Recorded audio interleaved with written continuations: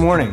Welcome to GitHub Universe. Today, we are going to walk you through how we use GitHub at GitHub, and along the way, show you some of the really cool new features we've been building. Let's check it out. I start my morning with the GitHub mobile app. I check out my notifications, and I catch up with my favorite communities. GitHub Discussions makes this so easy. We announced it a few months ago as a great place for Q&A and open-ended conversations, and today we're announcing that every open source community can try GitHub Discussions with our new public beta. Just head to your repo settings and turn it on right now.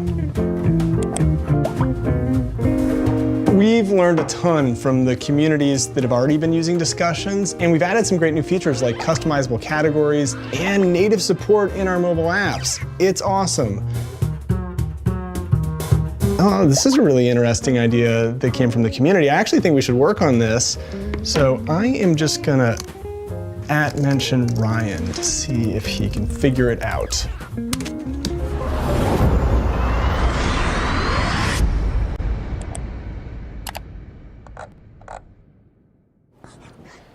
Hey Leo, check this out. Nat just pinged us. Huh, that is a great idea. Let's open an issue and get started. Discussions is where your community has open conversations or asks questions or just hangs out. The issues is where you go to plan and track the work that has to get done. Maintainers always tell us that if you're gonna have a healthy project, it's crucial to separate the work that's happening on that project from your community's conversations. That's why we created GitHub Discussions and GitHub Issues.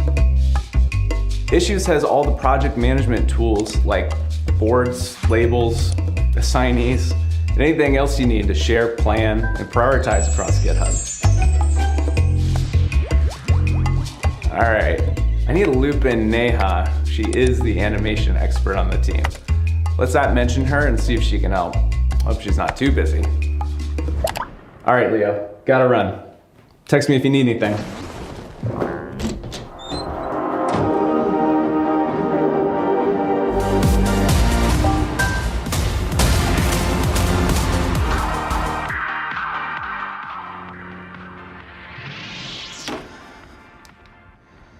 Ryan. All right, I think Ryan wants some help coding up animation. Let's take a look at the issue. With the new GitHub CLI, not only can I read issues from the command line, but I can also clone repos and work with pull requests and more. It looks like we need to add P5.js to animate some of our SVG-based octocats, but it isn't in our dependencies yet. Let's add it real quick.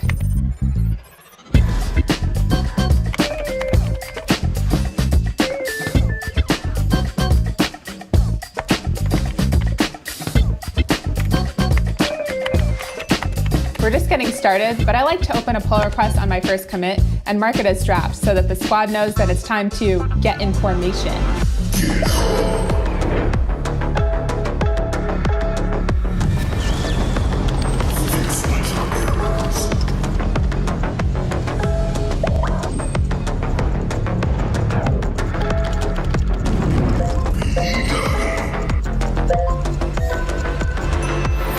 Nice job! Looking at the PR, we can see that there's some new dependencies to power these animations. We should give them a once-over. That's super easy with our upcoming dependency review tool that's built into pull requests. It automatically surfaces security vulnerabilities and helpful information about the added dependencies when you preview the package JSON. I see we're pulling in a couple of libraries that have vulnerabilities, so I'll need to update these to the patch versions before we merge this. P5.js is a key dependency for animating these octocats, and we want it to be something we can depend on for years to come. So why don't we invest in it, yeah? Let's look at the repo. Yes, we can fund them with GitHub sponsors. I'm busy coding though, so I'm gonna delegate this up. Let's ask Nat to help out with this. And now, a word about GitHub sponsors. With GitHub sponsors, you can fund the open source projects you depend on and the developers you admire. GitHub sponsors has already been a game changer for developers, including some who've been able to quit their jobs and go full-time as professional open source developers. They don't work for any single company, they work for the internet. Now, We want open source to thrive for years to come, and given that every company in the world now depends on open source, we know our community can do more. So starting today, companies can sponsor projects and developers through their existing billing relationship with GitHub. So let's sponsor this project.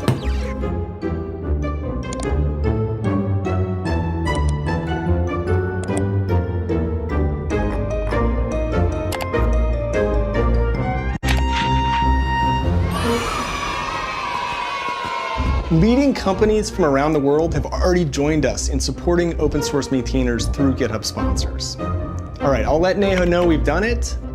And now it's time for lunch.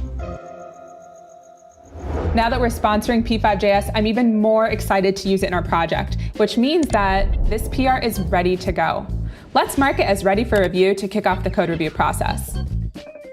Since we have a code owners file in our repo, GitHub automatically assigns and notifies the team members to review the changes. The team can leave comments and even suggest changes for me. And now for the coolest part. Manually merging a pull request is nice and all, but how about we let the robots do the work here? Check out auto merge. Now, when your branch protection rules are met, your change is approved, and your checks are green, GitHub can automatically merge your pull request for you. Just tell GitHub how you want to merge with a commit, rebase, or squash, and we'll make it happen. I just need to rely on one more human, and that human is Ryan. Where is Ryan anyway?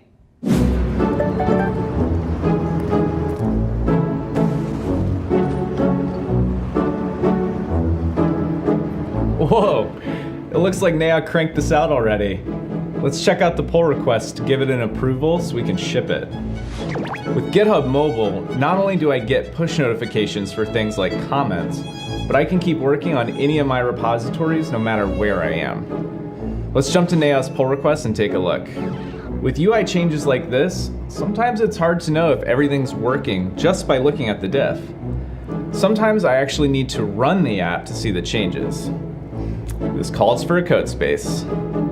GitHub Codespaces gives me a complete dev environment right in my browser, even on an iPad. It's like an infinite dev box configured in code, just how you need it.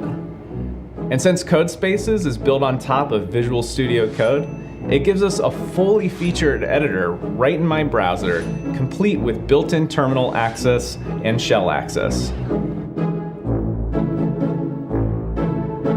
While my application is running on a container at GitHub, I can securely connect to it right from my browser.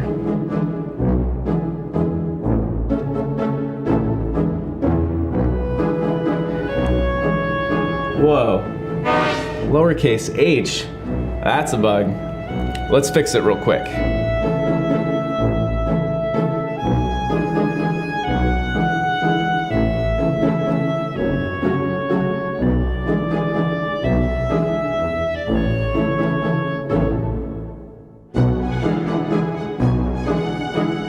Now I can just commit and push this change right from my code space.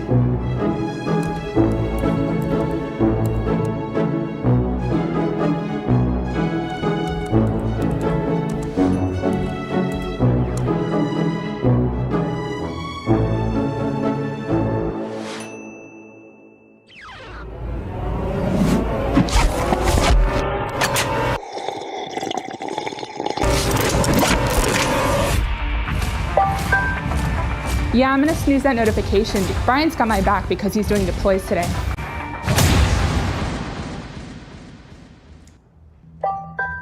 Notification. Yo, I love getting a good notification. When we're building software, we turn to GitHub Actions. As you can see, we already have actions up and running in our repo for pull requests and CodeQL automatically looking for security vulnerabilities. With our tests all green, I think it's time to kick off this deployment. GitHub Actions is so much more than CI. It can react to any GitHub event to manually trigger a deployment. Let's start by publishing a new release.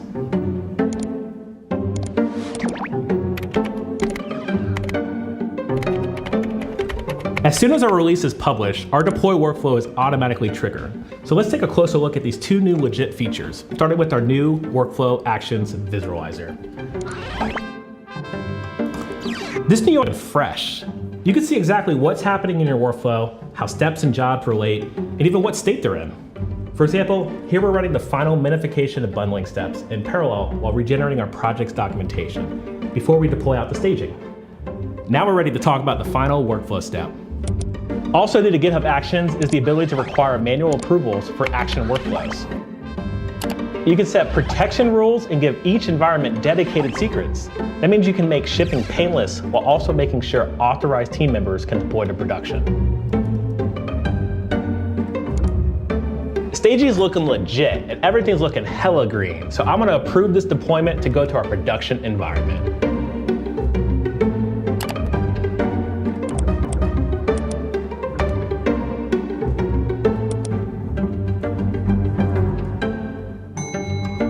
And with that, our deployment is live. GitHub Actions is becoming more powerful by the minute. And with over 6,000 open source actions in the GitHub marketplace, you can build and automate just about anything.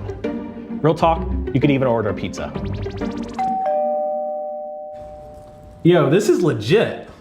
Let's tell the community this is crispy.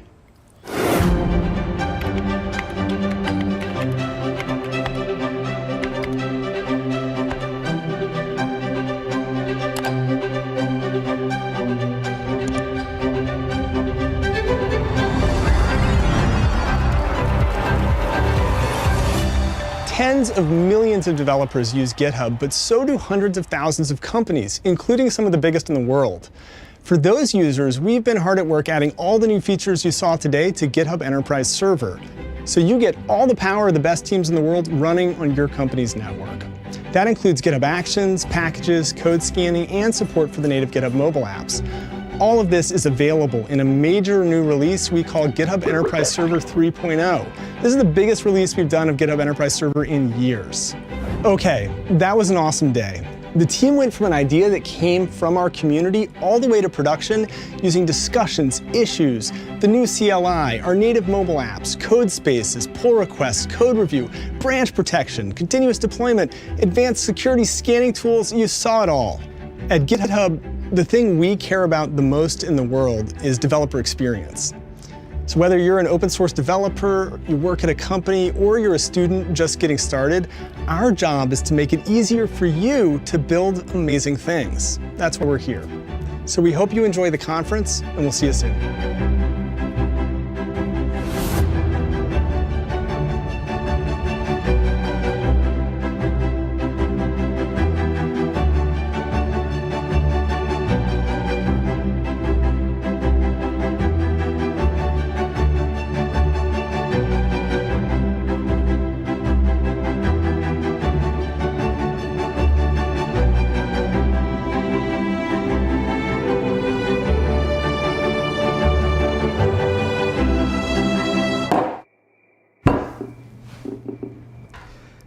What a day.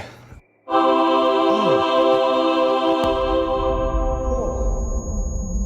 bright.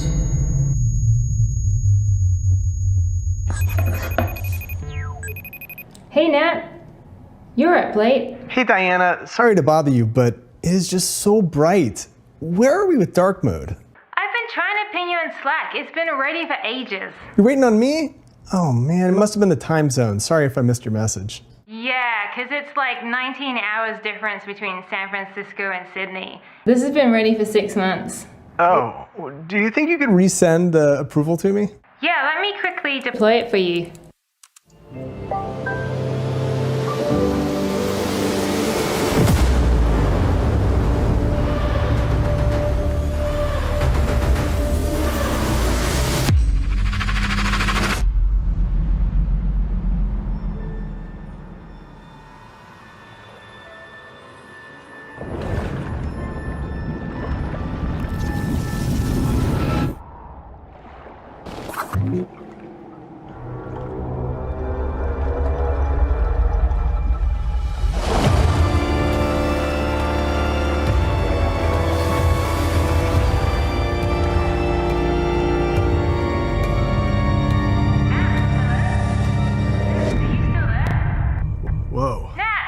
What was that?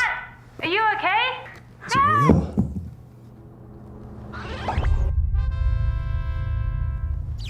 It's awesome.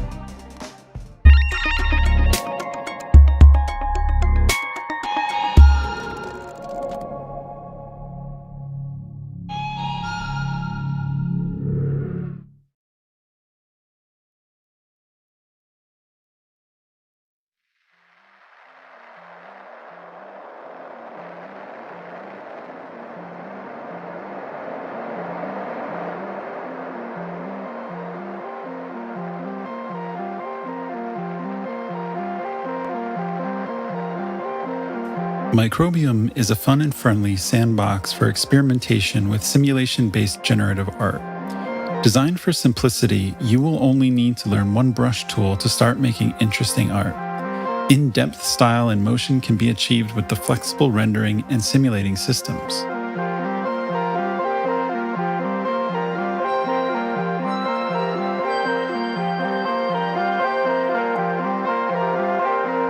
To get started, download the built application or clone the GitHub repo and build from the source.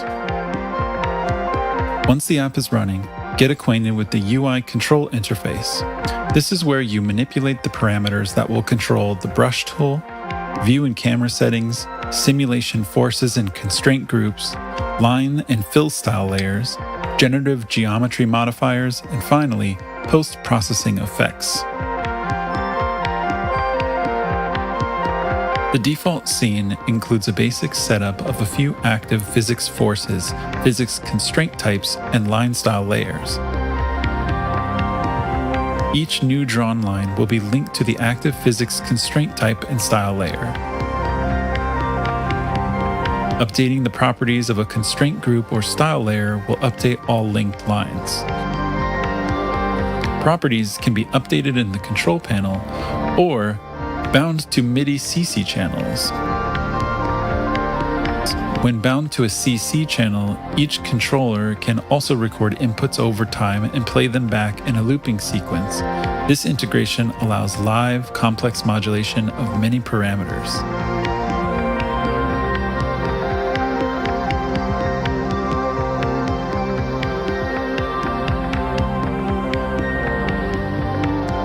When navigating the editor viewport, hold Option and click and drag to pan the camera view.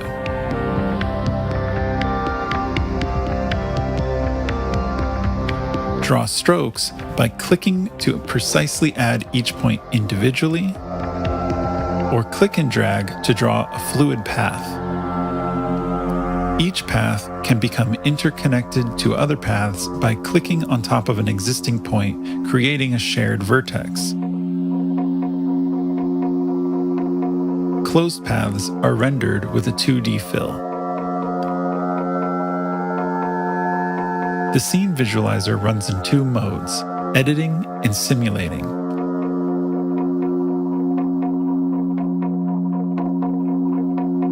When running a simulation, new paths cannot be added, but cursor movement can be mapped to active forces to influence the simulation.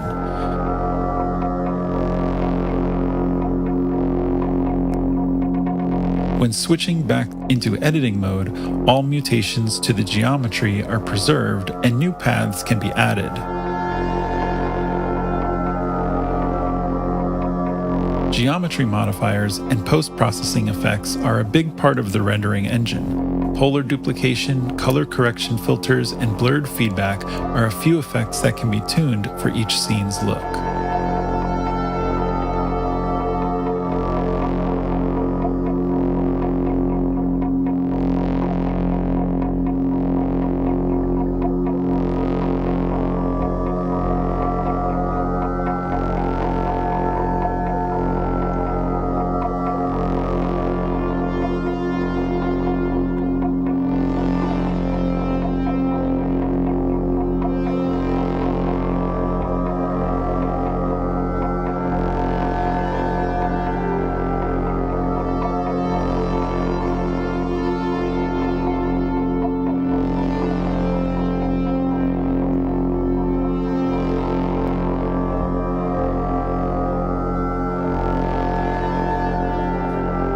Microbium was built using web technologies and packaged with Electron for distribution. It's comprised of two main pieces, the visualizer engine and the UI control interface. The controller UI is composed of modular components built with the Vue.js framework, and the visualizer is rendered with a custom engine using a WebGL backend.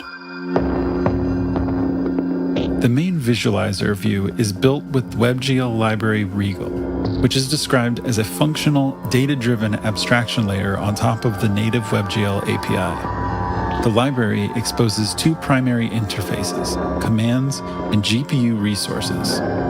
A command is a complete representation of the WebGL state required to perform some draw call. A resource is a handle to a GPU resident object like a texture, FBO, or buffer.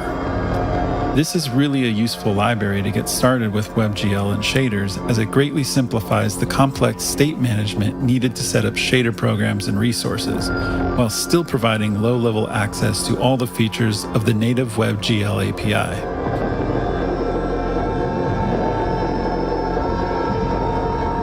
As WebGL has poor native support for line rendering, the app uses a custom-built line rendering library. Each subsection of a line or curve is drawn as a screen-projected quad with projection computation running on the GPU in a vertex shader. Rendering lines this way enables smooth tapering of line weights, as well as use of fragment shader modulation and texture sampling to render complex stroke patterns and shapes. The fluid-like kinetic animation characteristics of scenes rendered in this app are driven by a custom lightweight physics engine. Each vertex in the vector network becomes a particle in the simulation, while each subsection of a line segment becomes a distant constraint. Global forces act on particles while constraints maintain local relationships. All particle vertices are stored in a single typed array which is mutated by all active constraints and forces.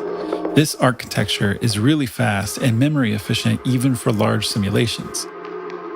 The system is based on the one used in the first Hitman game, known for its ragdoll character physics. Drawn vectors in a scene are created with a vector network architecture. Unlike most vector-based systems which compose individual isolated paths, all paths in this network can become connected and merged into any other path. This allows complex structures and shapes to be built up out of interconnected paths and lines. For each frame, the full state of the current scene and controller parameters is pushed through a set of Regal draw commands. This style of building commands in Regal was inspired by React and ensures that the rendered scene is always up to date with the current scene state.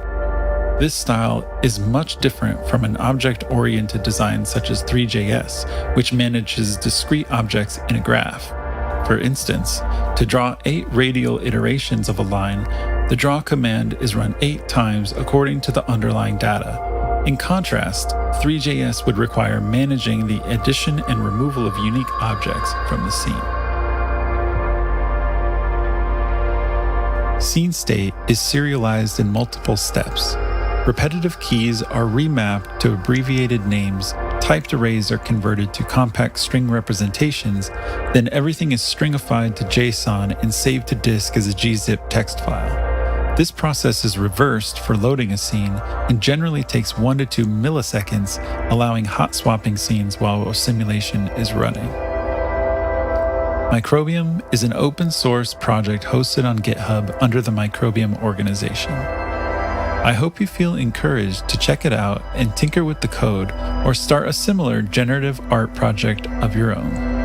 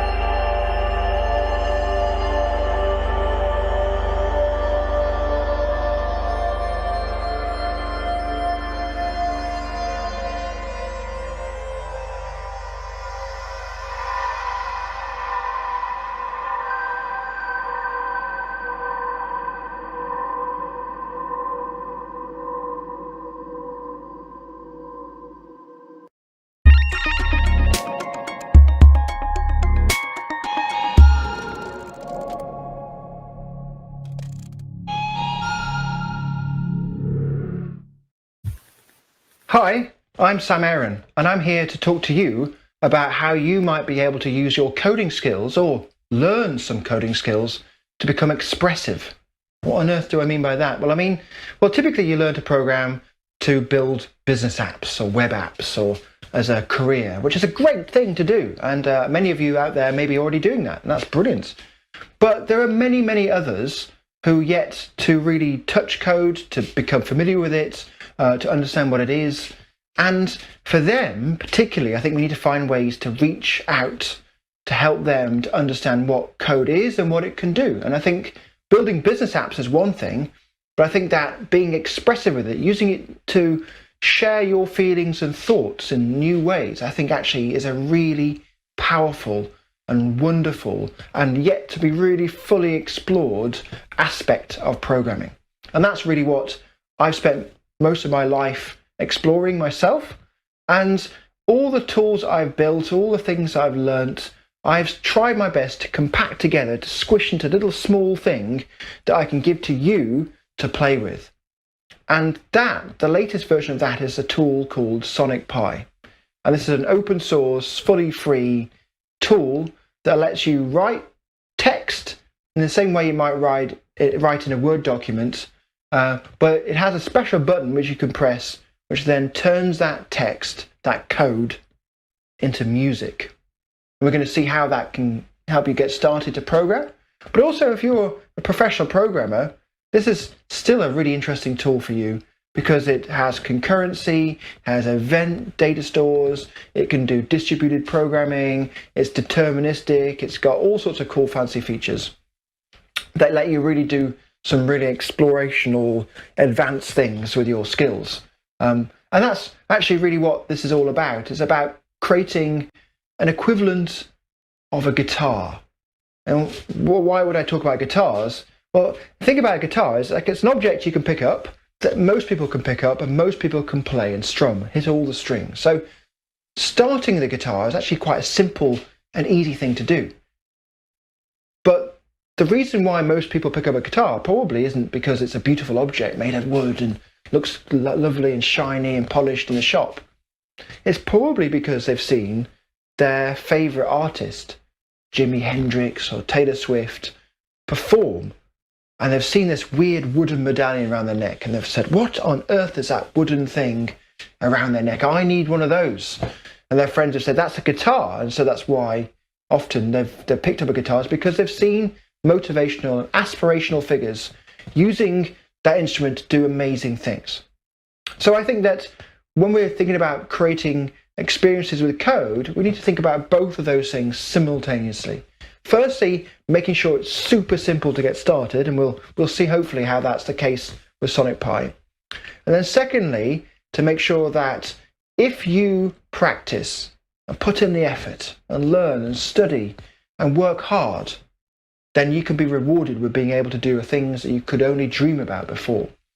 And I think that's true with the guitar, and it's also true with Sonic Pi. And I'll be showing you a little bit of that today in this workshop, but really this workshop is about getting started. But at the end of the conference, or towards the end of the conference, I'm going to deliver a performance, and that performance is going to be my demonstration to you of what you could do if you practiced. Now that performance is going to be pretty special. It's going to be the first time I'm ever going to live code a performance that also includes your work. So we're going to see at the end of this workshop a call to a challenge to call to you to produce your own small little riff, audio riff, when I'll show you how to do that you can then use to obviously play yourself, but then you can send it to me, and there's going to be a link below in this description of this video of where to send that little snippet of text. It'll be like 8 lines of code, nothing complicated.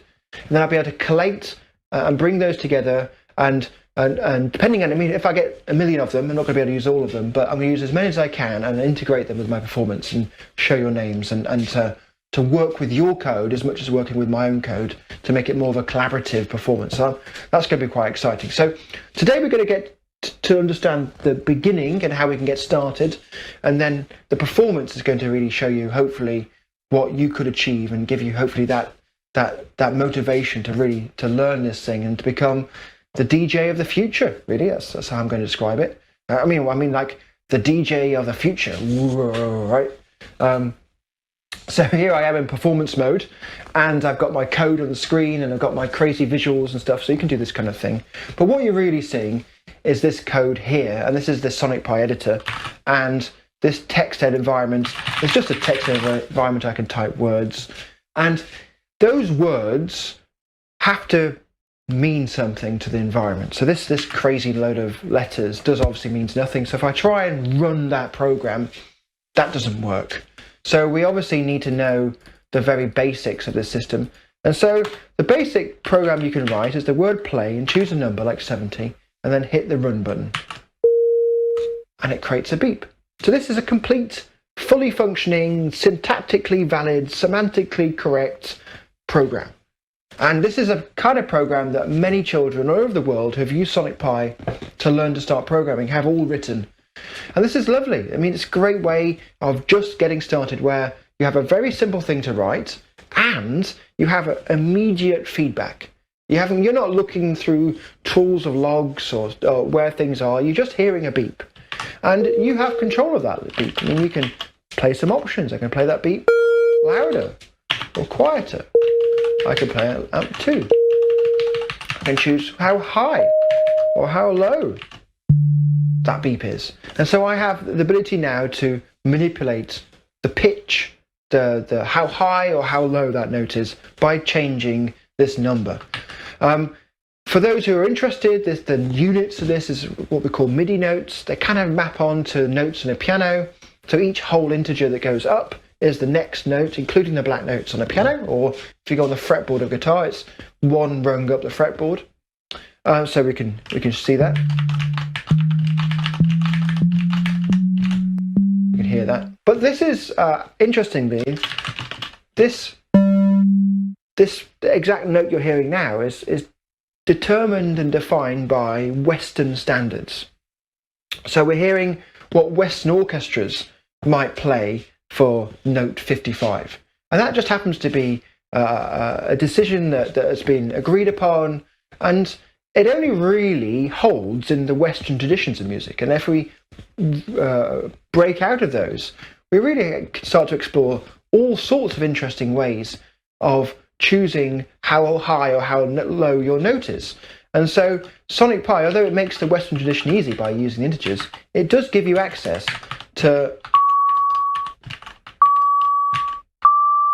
playing fractions of notes. So you have essentially floating point access to the range of notes you can have. So you can play essentially any note you can perceive, you can play with the system by just choosing the right number. And you don't have to stick to whole numbers. You can stick to floating points if you want to break out of the Western traditions, which I think is pretty exciting. So far though, I've just shown you one line of code. What about 2 lines of code? Let's play note 70 and then play note 75. Now, the way to learn SonicPy is to write the code, not press the run button, just imagine what it sounds like. So I invite you at home to look at that code and to imagine what it might sound like. Note 70 and then note 75. Ooh, they played at the same time. Now, you might have expected it to play note 70 and then note 75, and actually in the early days of SonicPy, when I first created it, that's exactly what it did, but it did it so fast after one after another you couldn't hear it, just as the computer is crazy fast at interpreting the instructions. But actually, in the more recent versions, this is actually played sample accurately at the same time, so really, really precisely at the same time, because timing and music are something which really work and are important and are necessary for each other. And so SonicPy has extremely good timing semantics. That's really one of its core skills. So, if we want to make a melody, we break it out by adding a sleep command, and that then allows us to tell the computer to go to sleep between note 70 and note 75, and this way we can now make our melody of whichever notes we want. Let's go for 82. Lovely. Now, this might be fun. It is fun, I think it is anyway, and but it might be fun to you. But what I think is really interesting is that this is likely to be fun to many more people in your lives than talking about, I don't know, Nginx configuration or enterprise Java service beans, are they still a thing? No, probably not. What else might you talk about?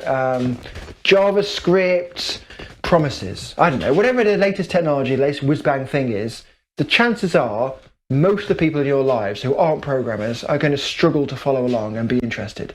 Whereas if you talk about music, actually, I found it's much more easy to have that conversation and to keep them engaged. So I think this is more likely to interest a broader audience. And I think this is the goal of Sonic Pi. So Sonic Pi is meant to be two things. It was meant to be a musical instrument. I was talking about guitars, talking about the fact you can get started and how easy it is to get started with a guitar or a piano. Here, hopefully, you can see that this is also easy to get started with. We have access to pretty much any melody you've ever heard or will hear with two commands: which note to play and when to wait, how long to wait for the next note.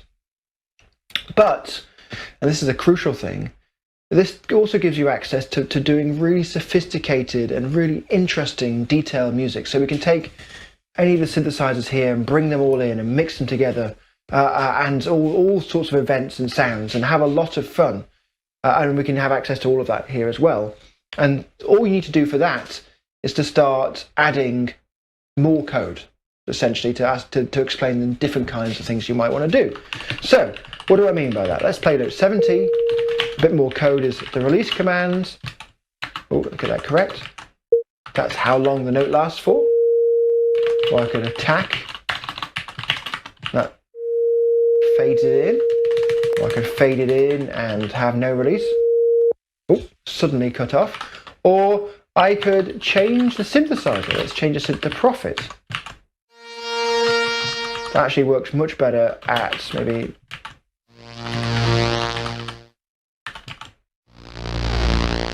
Some of you might want to know why I'm doing this subtraction here. Actually, you can obviously just throw some maths in there, but 12s in Western music is an octave. So 3 times 12 is 36. That's going down 3 octaves. Just saves me having to do that mental arithmetic in my head. So we have now ability to play these notes. Let's go for release 8. Let's make it louder. Make the cut off 70.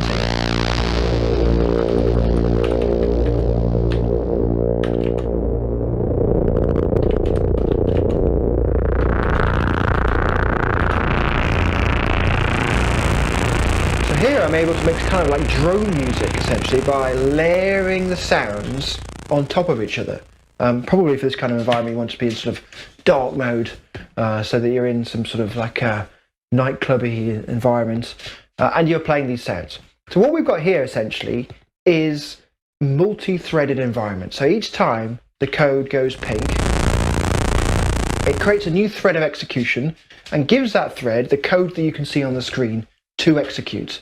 And it runs through that code from the top to the bottom, and when it finishes, it automatically stops that thread, garbage collects it, tidies all the things, all the resources it's been allocated, and then frees it so you can have another thread.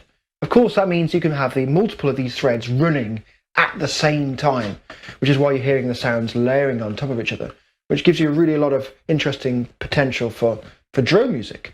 But it also has a really other important aspect as well, because in Sonic Pi, well, you've seen it already, that we can do play. We can play multiple notes. We can wait between the notes. We can change the length of notes. We can change a synthesizer. Yep. And so this gives you access to a huge amount of music possibilities already. You can essentially compose your own piece of music. You can change the sound as it's being played. You can change the length of the sound. You can change the qualities of the sound with this cutoff and other things. And each of these synthesizers has documentation describing all of the different things it can do and all the options it supports in the documentation system already there. So you have a lot of fun and power there. But there's there's 2 more really actually quite exciting things to show you that really can get you started and advance pretty quickly. The second one is, well, obviously you can use control structures. That's not even a thing to explain. Look at this. 8 times. So I'm going to play that note, wait for a small amount of second. Here's an eighth of a second. So let's play it. 75. Or I can do a scale, for example, E3 minor pentatonic. I can choose a random note. It's pretty cool. So this code here is pretty much the start of the challenge, which we'll get onto in 10 minutes or so. But so just to get you in your head, this is the kind of code I'm going to hopefully ask you to write. But listen to this. First of all, notice that it plays the same thing every time. So what we're hearing, even though we've got this word choose, which you think might be to do with randomization. Maybe I've got like a bag of letters, I'm playing Scrabble, and I'm pulling out random letters. If I pull out 8 letters, and then put them back in again and pull out a different 8, I'm going to get a different 8 letters. But yet with Sonic Pi, I always get the same ones. And that's because by design, Sonic Pi is what we call deterministic, which means that it always does the same things every time it runs. And that might sound limiting, like, oh, but I want my randomization to always be random. Surely that's the point of randomization. Well, actually, you want probably 2 things. You want it to feel random, so that you can try new things out. And we can get that feeling by changing what we call the random seed. So by default, the random seed is 0. What we heard before, it's the same. But actually, by putting some random number in here, we get it to make different choices. Or this number, or this number. Now, if we like that, we now have the ability to reproduce it. So the cool thing now is that if you were to take this code and copy and paste it, or just type it out again into your version of Sonic Pi that you've downloaded from the website, you will hear exactly the same notes played in exactly the same way. So that's the second benefit of a deterministic system, is it allows us to share the code and to know what the people who play that code are going to hear. That turns out to be really useful for collaborative jamming and for composing together with friends in a distributed fashion. Which means that code that you upload to GitHub and to a gist, say, that you copy and paste in Sonic Pi, you know you're going to hear what the person who created that intended you to hear. That's a critical thing. But then another thing to show you is the effects. I can use an effects block. Well, what do I mean by that? Well, here we have this do end, which describes the iteration. Where to start the iteration, this do. So I'm going to do something 8 times. And this is what I'm going to do. I'm going to do everything between the do and the end, which means all this code, any code that was written between these 2 words, do and end, will be repeated 8 times. We can have another do end block around that. You can see it's nesting it, and we're going to do something else with that code. We can use with effect. Let's choose reverb. Let's make sure it sounds like it's in a big room. That's nice, isn't it? Or I could choose echo. I could choose crush or bit crusher. And there's a whole ton of these effects that I can play with, flanger, which can change the quality of the sound. So these are kind of like guitar effects pedals that you might buy from a shop.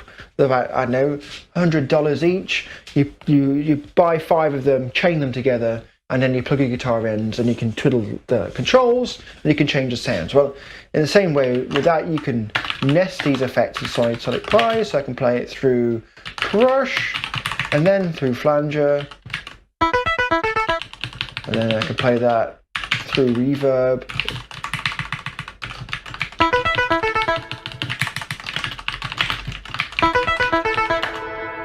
And we can nest these things together. So this play sound goes through the crush, goes through the flanger, goes through the reverb, and then you hear it.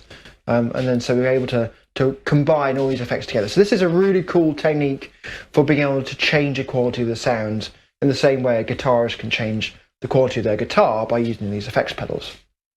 So now we've learned how to play notes. We've learned how to play any note you can hear by using floating points. We can wait between notes. We can make any melody. We can change the sound of the sound by changing the synthesizer. And also we can change some of the options of the synthesizer, which are basically like these kind of knobs on this synthesizer here, but they're just words, key value pairs, an associative map, as it were, of control values, which are passed to as a parameter, an optional parameter to the function play. We can then use things like control structures, like iteration, to do something 8 times or 7 times or 800 times, how many times you want to do it. Repeating this around here.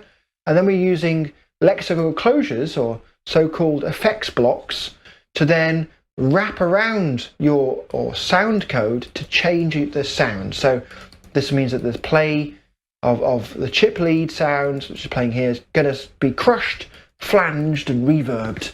So you're going to get this new kind of sound. And you're obviously changing the order of those will change the sound, and removing them and adding them will change it around.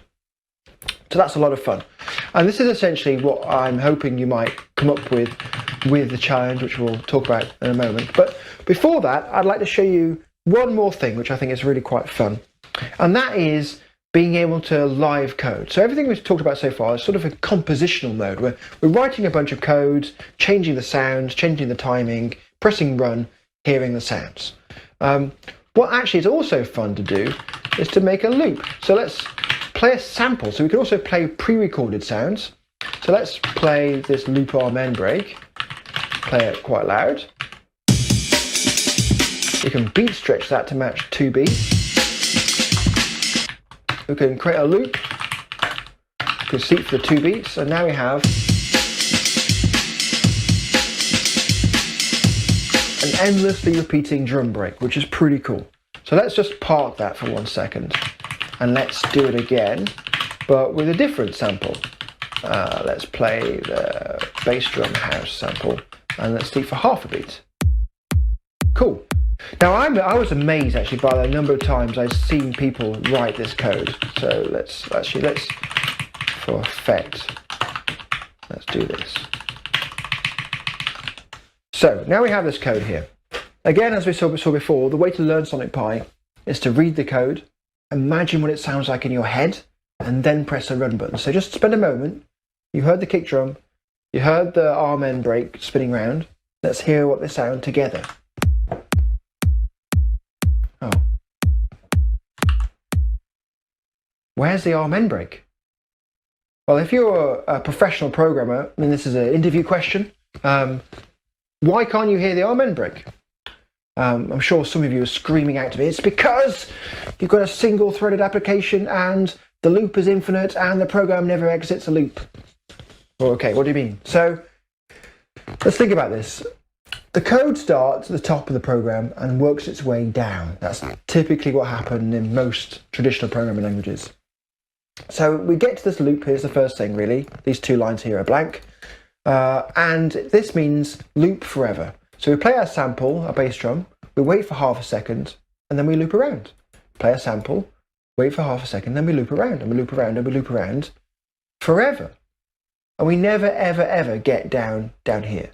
So that's a problem. So the solution to this is to use threads.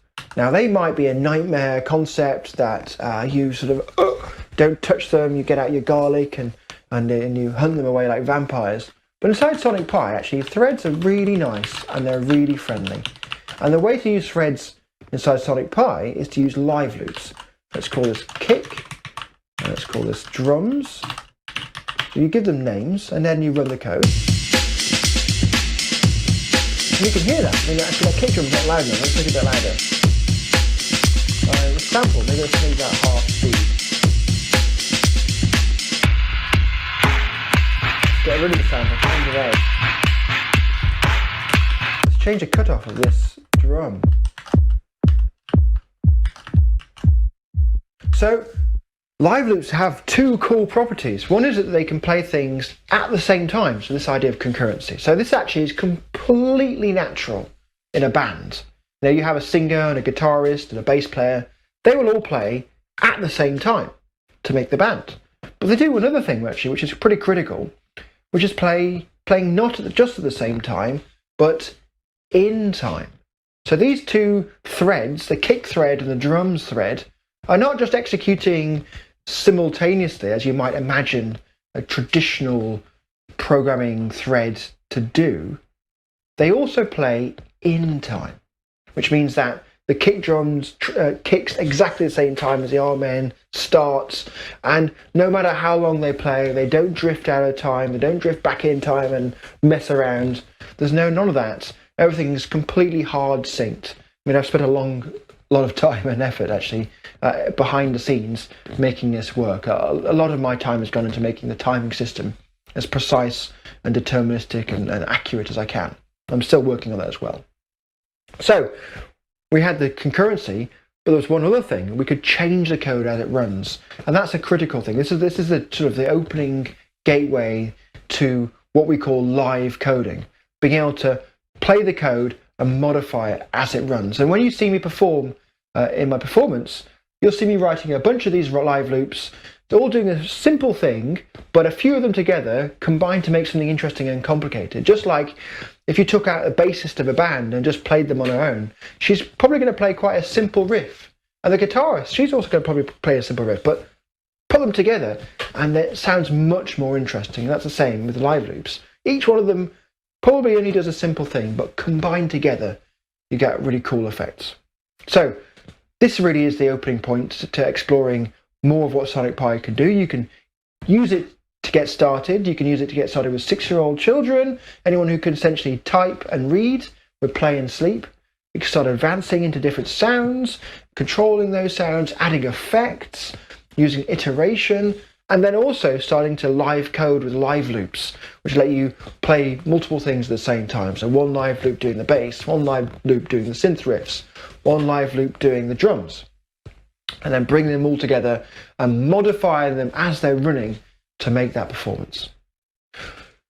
And if you want to get more started, you want to learn more about this, you want to actually open up the tutorial. So you just click on the help system, and you can see here there's a full tutorial built in. This is also available on the website. If I go to the website, you can actually see that I can click on the tutorial section and I can work my way through the website as well. So you can read everything I've shown you and a lot more on the tutorial. But let's finish with a challenge. So I hope that you might be interested in getting started and also possibly contributing something into my performance. So I can bring in your code and use it to make your sounds come out of the speakers of my performance and integrate it with what I'm doing. And so for that, rather than just ask you to make anything and figure out a way to somehow stitch it together in a way that makes sense, I'm going to ask you to work with the E3 minor pentatonic scale. Now, if this doesn't mean anything to you, don't worry. This is kind of like a color palette. If you're designing a website, your designer might give you a bunch of colors and say, only use these colors, please. This particular red, this particular green, this particular yellow, or whatever the colors are. And as long as you stick to those color palette of colors, it's going to be fine. And this scale is essentially a color palette of notes. It's just a list, actually.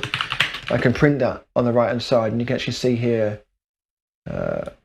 it's 52, 55, 57, 59, 62, and 64. They're your notes. So if we'll stick with those notes, and then we can do anything with them. So I'm going to spend the next 1 minute 30 giving you as many ideas as possible. And as long as you're working with these notes, it doesn't matter. Just throw it at me, and there's a link below to submit your code.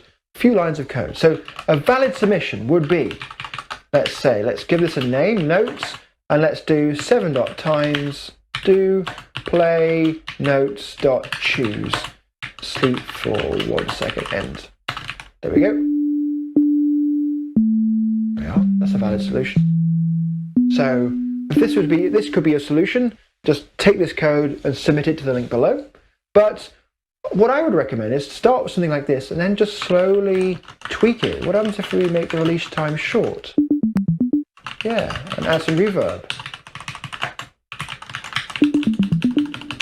Maybe change the room size to 1. Maybe use synth TB303. Maybe cut off 70. Maybe a random cutoff between 70 and 130. Remember, all these things I'm showing you are in the tutorial if you want to learn more. Yeah, that's nice. Maybe choose a lower E.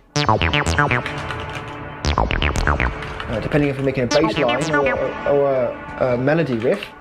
Maybe even choose a different timing. Or randomize the timing. All these options are yours. I'm looking for a short piece of code that uses the E3 minor pentatonic scale, whatever synthesizers, whatever timings, whatever release times and cutoffs and all things you want to play with. Choose your own, play around with it. It does not need to be complicated. And then submit it to the link below, and I'll bring them all together and bring them into my performance. Okay, so that's me done. Thank you so much for watching my workshop. I hope that this hopefully gets you started, really excited hopefully, to understand the true potential of code is not just for making business apps. It's also for humans expressing themselves in new ways. And music is a beautiful medium for that expression. And I really hope that some of you might start your adventure of exploring how you might express yourself with code and music using Sonic Pi today. And I really hope that one day in the future I can come and see some of you perform and come to your gigs and crazy dance like a mad person who dances to people who make music with their coding system. I'm sure that happens to everybody. Anyway, thank you so much for watching, and I hope for you to see you all around soon. Thank you. Bye.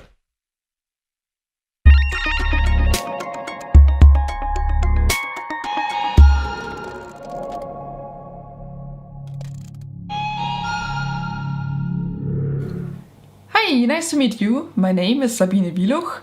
I'm also known as Bleeptrack, and I work a lot with generative and AI art. And I'm very happy that I was invited today to give you a super quick dive into generative art and how you can code your own generative art with Paper.js.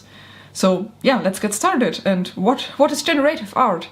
So the main goal is to make some sort of art in the end. This can be anything you can think of: images, videos, music, poems, whatever you like. Though in this workshop we will go with images, and to make this even more detailed, we will create vector graphics, SVGs. And yeah, when we talk about generative art, we always use some sort of rule set to make our art. This rule set in our case will be created by code, by an algorithm that we write, but this doesn't need to be the case all the time. Some people also work with dices, and they just use dices in the physical world to generate random numbers, and then put that in their rule set that they have in their mind, and then draw certain shapes. That also works, but we will go with code, and that's when you today hear generative art, you usually think of code and art. As I already said, there are different kind of input types you can use. You can use random numbers. You can also make interactive generative art so that the user can or generates the input, for example, with a Kinect, and you can scan the body pose and use that as input. That also works. You can also use completely different sensors that don't have to do anything with users. Let's say you have, I don't know, maybe a water sensor in your plant. That could also work. Or maybe also any different kind of data. Doesn't need to be sensors. You could also connect to large databases like Wikidata and draw information from that and use that to generate your art. So the generative models that you write, they can have a lot of different parameters. This can either be like binary values, you can either use rectangles or circles, something like that. This can also be a range of numbers, and usually you want to set a fixed minimum and maximum. So you find out, I don't know, maybe circles should at least be a certain size and should not get bigger than another size, so that it still looks good in some way. So this is something you have to figure out. And when we're already at figuring out stuff, there's one important thing that I want to tell you about generative art. When you imagine the space that you are in with a generative model, you have basically two spaces. There's the possibility space. That is the space of all possible outcomes that you can do with your parameters and your settings. So every permutation is a dot in that space. And you also have that generative space. This is usually a subset of generative outcomes, because you have some certain constraints that you put on. Let's say when circles are small, you make them blue, and when they get bigger, you make them red, something like that. And And for generative art, there's a very important thing to consider. How large should your generative space be? Let's look at the two extremes. You can make it super big, so that it's basically the possibility space, so you get all permutations. This has the positive side that you get a lot of different results, but they might get super boring, or like the results get uninteresting or mushy, because like you throw just random stuff there and hope that it looks good in some way, and often it doesn't. It gets sort of boring. The other extreme would be that your generative space is very small and very defined. Has the positive side that you are very in control on what you generate and how it looks, extremely in control, maybe even so far that you only get one result. And that makes it boring to use, right? Because the fun stuff on generative art is that you get different sorts of outcomes, and you lose that when you make the generative space too small. So you need to somehow find a nice way in the middle where you have a nice variety, but all the results still look interesting. Before we start with coding, I wanted to show you some of my work to give you a bit of inspiration, what is possible, and maybe you can already find a bit of a certain path or certain thing that you're interesting to do later. The first project I want to show you is called GenChair. And I found a paper that was really interesting about how you can simulate the vein growth in tree leaves. And it gives super interesting pattern. And that rule set, that algorithm, is actually super easy to implement. And that's what I did.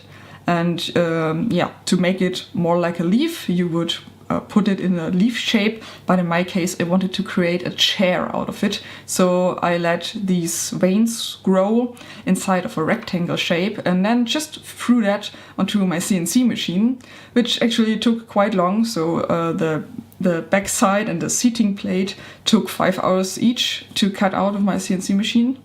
And when I put that together, I ended up getting a really interesting chair made out of thick birch plywood, and it looks quite fragile, but actually it's really sturdy. And I think that's a nice example that you can also use sorts or simulation to create generative art. It doesn't need to be like a super hard-coded rule set that you came up with. It can also be, you can also use some sort of maybe predefined simulation tools that usually works great. It can also be like gravity simulation or something like that.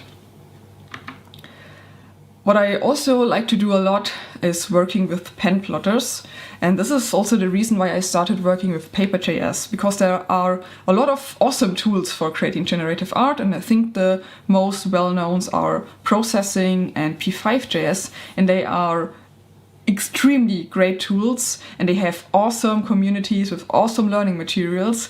The one point that I was missing when I started getting into generative art was a very good export for SVGs or vector graphics. Because as you can see, I work a lot with machines that need these paths to cut along or draw along, like CNC machines, pen plotters, laser cutters, and all that stuff. Also 3D printing usually benefits if you have a nice DXF file, for example, that you can work with. And that's why I started using Paper.js, and that's also the tool I want to show you today.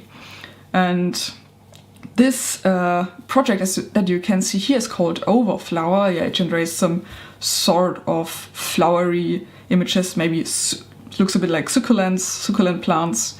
And what you can see here is what I talked about earlier about the importance of choosing the right size of your generative space. You can see that these flowers, they look quite different. Some have pointy leaves, some have more round leaves. There are different filling patterns. They are placed in different locations in their square, so they look quite different. But they also, you can see that they belong to the same model, and that's a nice feeling that I usually want to create with my artworks. That you can generate a nice row of different images. They look like they belong together, but each one is interesting on its own. That's super important to me. My latest project is called Pico Planet, And yeah, I like a lot to experiment with different materials and how I can transfer these digital artworks into the physical world. And with this project, I tried to put generative art on PCBs.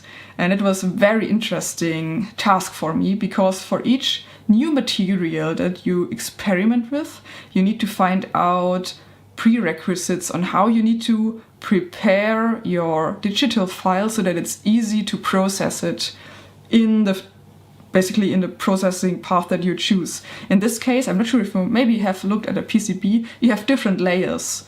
You have these copper layers, then there's a solder mask on top, and on the solder mask there can be a screen print. In this case, that's the white screen print.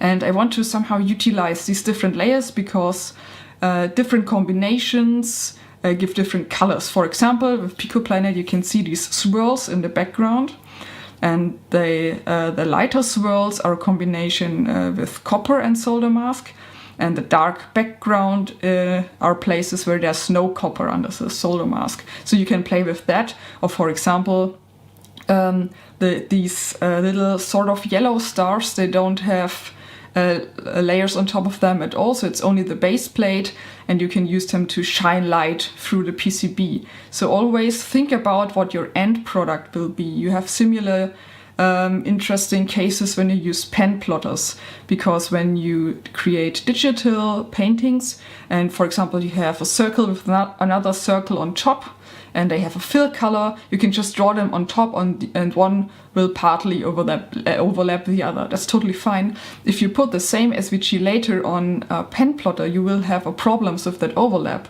because both circles still exist, so both circles will be drawn completely, and you need to find a way to cut out certain shape paths so that they are not drawn later in the image. So this is all stuff that you need to think out, in the best case, before you start to write your code, or maybe you need to refactor that later. What I can also highly recommend is using generative art in the creation of event corporate designs, because you can also not only publish a design document with all the colors and stuff that people should do for their slides, but you can also create a generator as a tool and give all participants this tool to easily create their own logo version or their own presentation slide backgrounds, and that automatically fits the corporate design of your event. And this is a very interesting thing to see when people start using these, and they like to use it because it's either fun to use, for example, or it's just a convenient way for them to get their own images. But when they start using it, and a lot of people use it, the whole event gets more, like corporate designs, it gets a more community feeling. And if you make it easy for people to get this community feeling by conveniently making their own images, this is usually a huge step, and people will start, printing their own t-shirts or their own merch stuff with their own variation of the logo, and this is usually a super fun thing to see.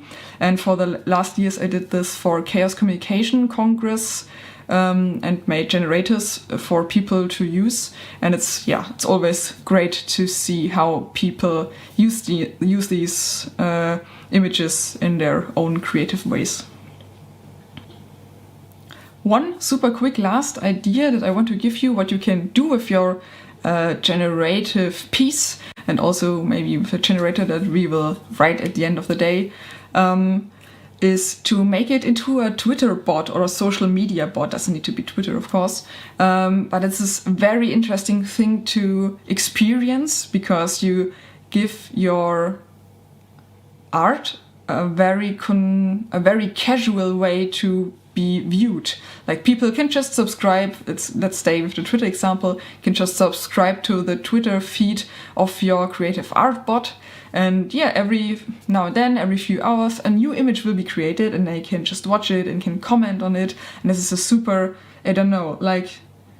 open and public way to show your art. And also it's a very nice way for you as the creator to consume your art, because I guess you will also follow your art bot.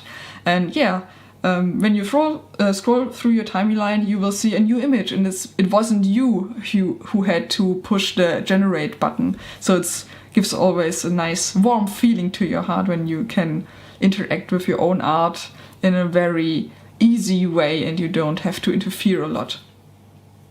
So that's all for the beginning. I hope this gave you a bit of inspiration, and we will start coding now. To do so, please go to paperjs.org. This is the JavaScript library that we will be using, and there are 3 links that might be of interest to you. One is the references link, where you can find all the documentation. There's also a link called tutorials, which gives nice written short tutorials on different topics, and the most important one is the sketch link, because Paper.js has a great online editor, and this is where we will start now. So in this quick generative coding example, we want to create a grid made out of rectangles, and these rectangles should change along the axis, so x and y axis, and also some stuff diagonally. I prepared certain steps in the coding process for you so that you don't have to watch me writing down all the code, and I can better explain you what we do and how it works. So in the first step, we end up with a red rectangle. Paper.js has a class that is called path, and that basically holds every kind of vector graphic path that you would usually use, but it has also some nice predefined forms of paths, for example rectangles, and these rectangles, they need some certain information so they know how to look. Rectangles need the position, in this case that's the top left point, and also the size, so how big the rectangle should end up being. In this case we placed it in position 8080, and the size, that's a bit hard to read, the size is 50 by 50 units. With vector graphics you usually don't work with pixels, it's more units, and sometimes also depends on the exports what the units end up being with. Sometimes it might be millimeters or different stuff. This rectangle also needs some styling information so that it's visible. In vector graphics you have usually 2 main options to style. You have the fill color and you have the stroke color, and also the stroke width. And these are just set here with the attribute stroke color, width and fill color. And with Paper.js it's really nice that you, for colors, can use basically any type of color descriptions you know from CSS. So you can use the CSS color names, you can go RGB or HSL, basically anything you want. And to make this a quick example, I just use the color strings black and red, and I set the stroke width to 2. So when I run the code, you can already see the result. We get a little rectangle. So let's take this one step further. We want to make a grid out of the rectangles.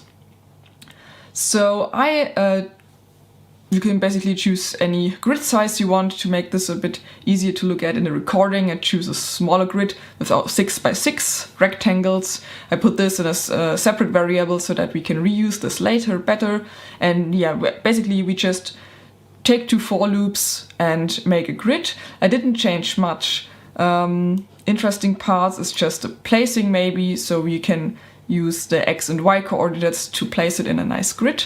When they have the size of 50 by 50, we maybe want to have a bit of space between the rectangles, so I choose a position that is a bit larger. When we want to decrease the space between the rectangles, we can also just decrease these numbers and then it gets smaller. Choose it as you like. I think the 80 by 80 looks quite nice because later we want to manipulate these rectangles and it's nice to have a bit of space between them. And then there's also one really nice function. Paper.js has a color class, and this class has a random function, so it just gives you a random color. That's super nice and super easy to use. But if you now look at that rectangle grid, it looks a bit messy, right? Like you throw a lot of colors in there in one place and it looks a bit messy. It might be nice to change the colors later on, but first let's start to manipulate the shapes and forms of these rectangles. In the next step, I start to scale them along the x-axis. That's also super easy to do.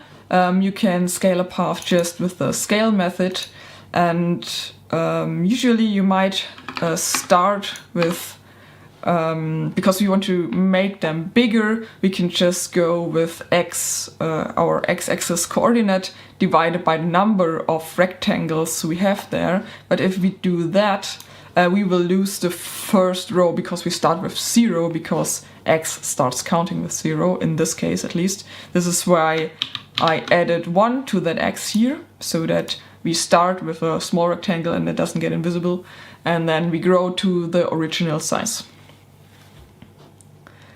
The next step we can then do is rotate the rectangles. That's also super easy to do. There's a rotate function that takes degrees. And in this example, we can maybe just go through that step by step. So if you just want to rotate it more along the y-axis, we can, for example, just throw in a y in there. But y we just count from 0 to 6, then we end up with 6 degrees. That's not that much, but we can just add some factor in there. For example, let's say we take it times 3. That's also, it rotates a bit, but it could be more. And we could also maybe make it more fancy and just throw in our grid size in there, for example. That rotates it even more, so we end up with a 6 in the end. And to make it even more interesting, we can throw in a random factor, for example.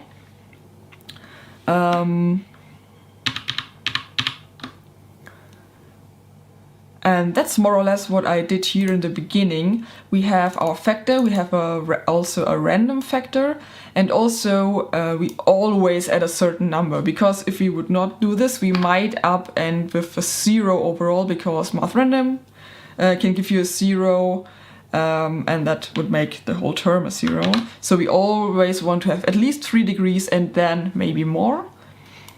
And that looks quite fun if we press play a couple of times here. That looks good. I think we can go to the next step and play even more with that sketch. Let's get some colors in there. This is what we want to end up with. We want a color gradient from the top left spot in our grid to the bottom right. And we choose 2 random colors to do so, and we need to calculate the steps from one color to another. So let's figure out how to calculate that. First, we take 2 random colors. Like here, that's what you have already seen, that's nothing new.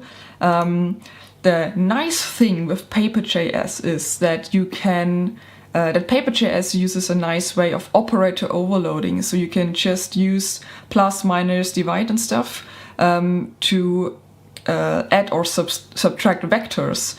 And colors in Paper.js are also basically just vectors in the color space. So what do we do when we want to calculate a gradient is we want to calculate the vectors in the color space.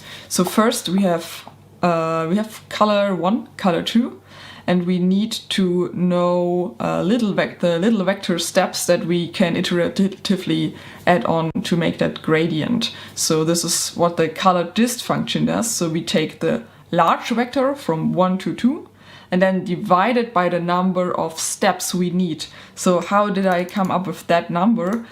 Super easy. We have our grid. Let's see how many colors we need. So because all rectangles that are diagonally on the same line, they get the same color. So this is one color, these rectangles get one color, these two. So we have 1, 2, 6 until we are in the middle, and then we need 5 more until we reach the end. So it's always the grid size plus grid size minus 1, and that's why we end up with this number. So what we now have is that small vector, and I want to save them in an array so that I can later just grab the calculated color. So to get each each color vector, we can always go with color 1 and then add the small distance vector on top iteratively. And then we just need, like here, set the fill color in the right place instead of the random color that we took before. That's basically it, and it gives you a nice gradient, and I think that really looks really interesting, makes it way more pleasant to look at. And often picking colors in generative art can be quite hard because two random colors often don't match very well, but if you make them into a gradient, they suddenly start to work quite well. At least in most cases, there's still problems if they are too similar maybe. That's maybe an idea if you want to work further on that code to make sure that colors are not too similar, or maybe choose colors that are on the opposite side of the color spectrum maybe. That's everything you can do later. Okay, next step. We want to add a bit more interesting stuff to the image. That's basically more or less the last step that we will do. We add more rectangles that are not filled, but are a bit not distorted, but rotated differently and also scaled differently. So that makes it more interesting to look at. And there's not a lot we have to do to make this. We just add another nested loop. This is this loop that counts I until it reaches 2, like 3 times. So we add 3 rectangles. The first rectangle, this is this one here, that gets the fill color, like in the step before. The others don't get a fill color, so they stay transparent. And then we need to play a bit with the rotation and especially the scaling. To be honest, we don't need to change a lot, or actually nothing with the rotation, because it also already has that random factor, so they will always look a bit different. Nothing much to change here, but the scale factor. We can add the eye in here, which is really nice. So the scaling from each stacked rectangle is already one step ahead, basically. This is why they look a bit bigger, like this rectangle, this colored rectangle now becomes also the same rectangle size from the next step and the step after that. So they get bigger. And that's basically it. When we let that run a bit, that makes it really interesting. And then there's one last teeny tiny thing that we can do. Currently you can see that the whole sketch is basically glued to the top left corner because of the way we calculate the positions. And it's easy to do it in that way, but maybe we want to center it to make it look a bit more appealing if you would integrate that to a website or something. And there's an easy thing to do that. We put everything in one group. This is also a paper.js class, and every path object that we create, we need to add that to that group. That's done by add_child, and in our case we just throw in the rectangle. And now comes the fancy part. We can just set the group position to the view center. The view is also an object that is given by paper.js, and that's like a super helpful line to just center stuff. Can highly recommend using that. And that's how we end up with our nice rectangle generative art piece. Please feel free to experiment more with this code example. I prepared a link for you which is called example.bleeptrack.de. That link will bring you directly to this paper.js sketch. By the way, it's super nice to share them because the URL encodes the whole code, so the links get quite long, but you can share your whole project with that. So yeah, just go there. You will find the example we created together today. And yeah, feel free to experiment further with it. Go crazy. Experiment with colors or certain ways to choose 2 colors for the gradient. Maybe you can also play with opacity or blending modes. There's a thing we didn't talk about at all, which makes really nice effects. Maybe you know these blending modes from Photoshop, where you can like have a multiply layer, so you can mix different half transparent layers together to get new colors. That's super fancy. Maybe make it interactive or animate the rectangles, make them pulsating or create shapes by scaling in an animation, or make it interactive by, I don't know, maybe people can choose their color or can drag some rectangles around or change the rotation or something. So yeah, go crazy, experiment a lot. That's the fun thing with generative art. Just try a bunch of things that come to your mind and see how it goes and where it takes you. Have fun coding, and I hope to see you soon. If you have any questions or want to reach to me, you can find my contacts on my website, bleeptrack.de, or you can also find me, for example, on Twitter or Instagram or other social media channels by the name of bleeptrack. Yeah, have fun at GitHub Universe and see you soon. Bye!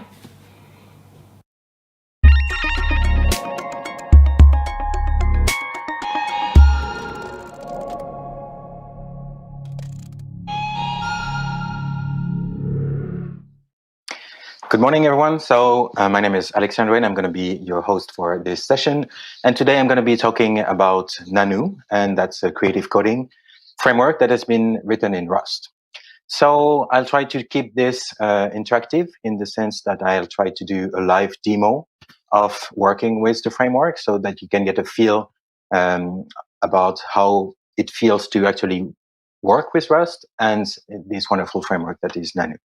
So just to give you a brief introduction about myself, I'm actually working for Sony. I do a lot of things, and I work mostly on the future of entertainment and how we can use new technologies to create new experiences. And today I'm going to be talking about the creative coding part of my activities, where I've actually been releasing daily animations for the past 4 years or so. And in the last 2 years, I've been using exclusively Nanu. So Nanu is a creative coding framework that has been written in Rust.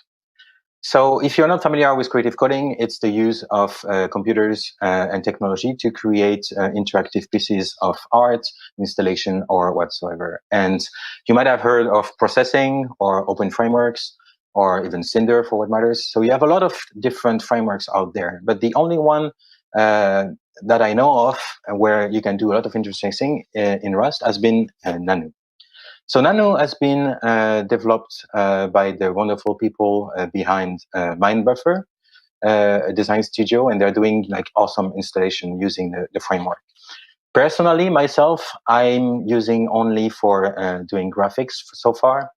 And you can even look at the homepage of the project and you can see a lot of my sketches here. I'm not part of the team. I'm just maybe a heavy user of the framework. So you can find me on Twitter, Instagram at the MacTutri handle. And I post my animations every day. So you can get a feel of what the framework is able to do just by looking at my collection of sketches. So that's going to be it for the introduction. And let's jump into the live coding. So if you're not familiar with Rust, I'll try to keep things as simple as possible. But if you're familiar with Rust, please tell me where I'm wrong, because I will obviously make a lot of mistakes along the way. So we're going to use Cargo, obviously, the package manager for Rust. And we're going to ask Cargo to create a new binary application for us. I've called it Universe because I'm completely lacking any originality here. So in our Git repository that Cargo has made for us, we have the cargo.toml file that is already here, and that gives us all the information that we need to work with our project. So in Rust, when you want to add a dependency, you just add the name of the dependency you want to use, the number version, and then you're good to go. So that's wonderful. And when you try to run your project using Cargo, Cargo will fetch all the dependencies, all the libraries that you're using, and compile everything for you. Just a quick note here, on my machine, I've set up a cache of all the libraries, so that's why it's super fast. If you're trying to do the same on a fresh install, it will take a few minutes here. So if I just run the basic hello world, it's not interesting. So I'm going to cheat here just once. I'm going to take the template application source file that is available from the Nanu framework, and I'm going to put this into my main file. So let's look a little bit about how you would use Nanu in an actual setting. So I'm going to try to create something interesting within the time frame that I have. So I might go a little bit fast on some points, but I'll try to explain as best as I can how this works. So in our main function here, we're going to just create a new Nanu application that will start by making a model. And a model, if you're familiar with the model view controller design pattern, this is what Nanu has been designed with. So you start by creating a model that is just a data structure that can hold all the data and all the information that you want.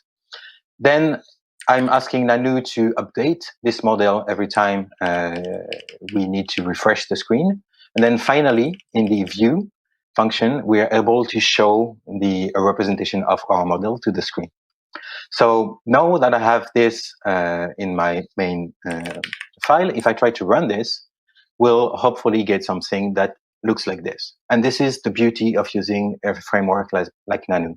Nanu is taking care of all the heavy lifting for you.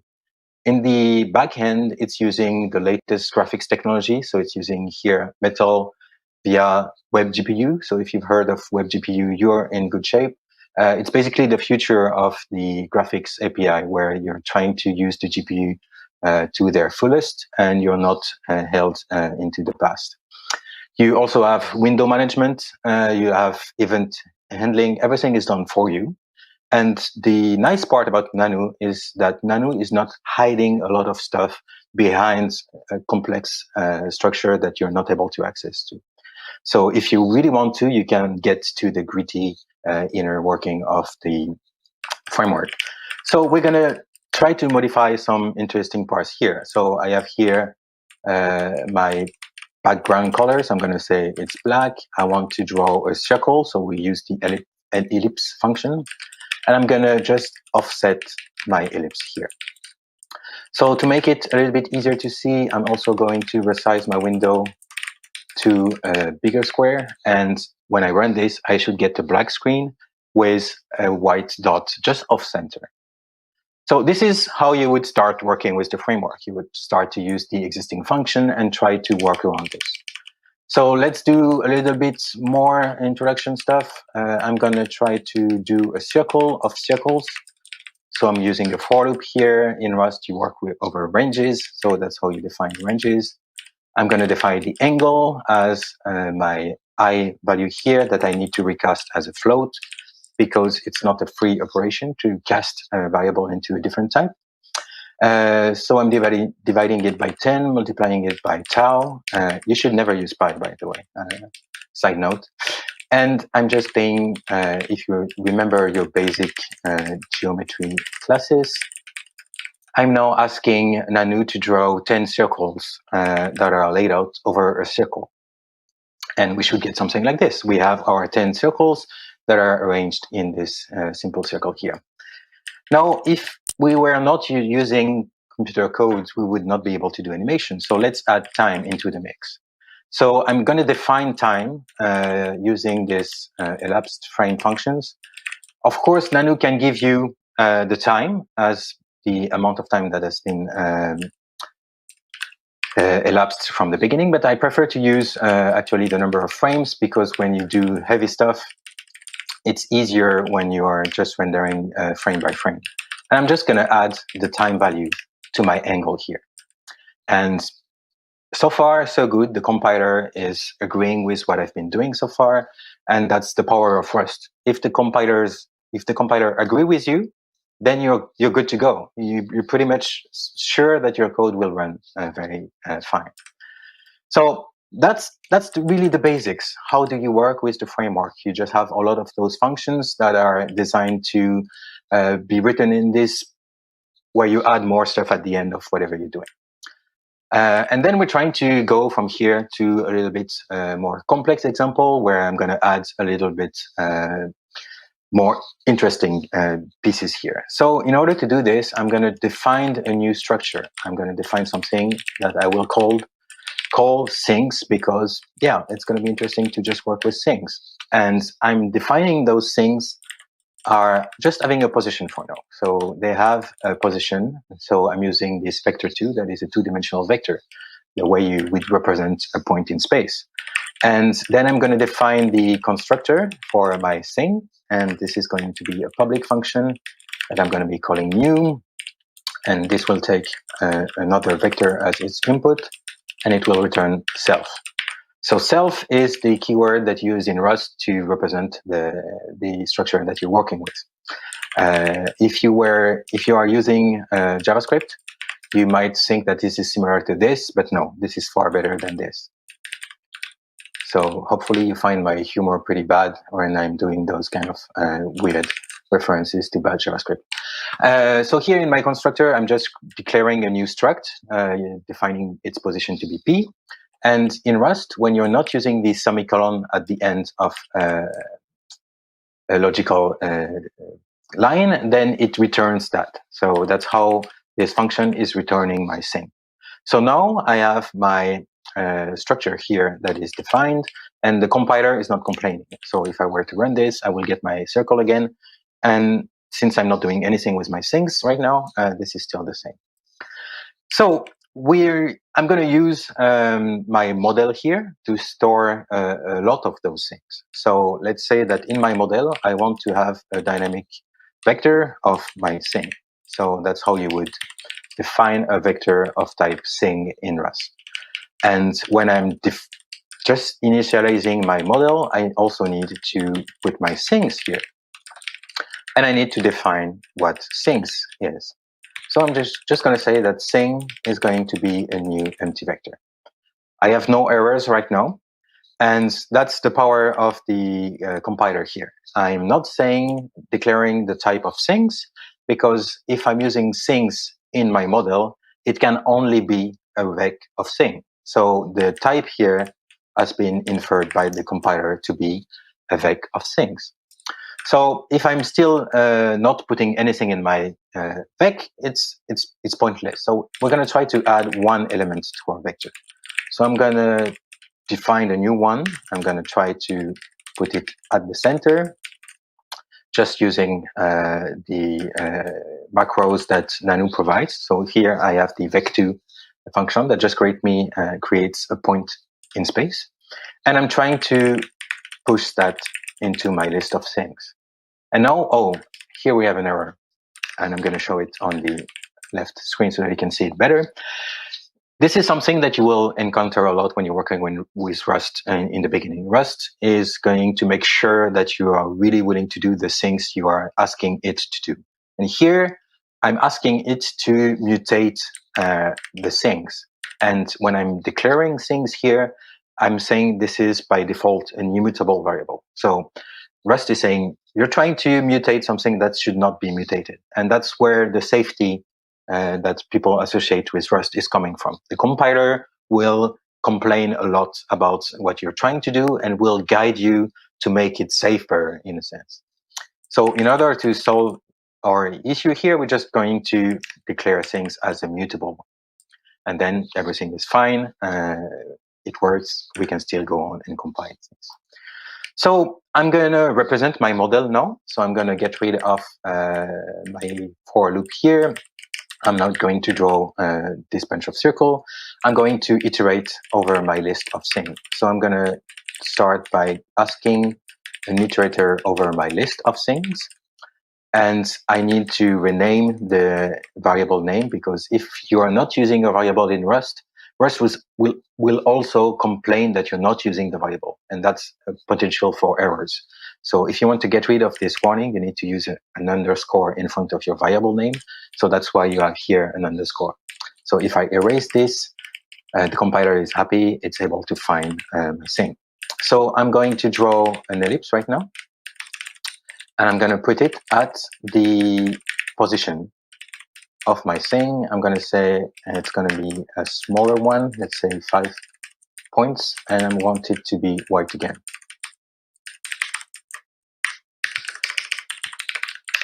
And now I should get, if you've been following along, just 1 point in the middle of my screen.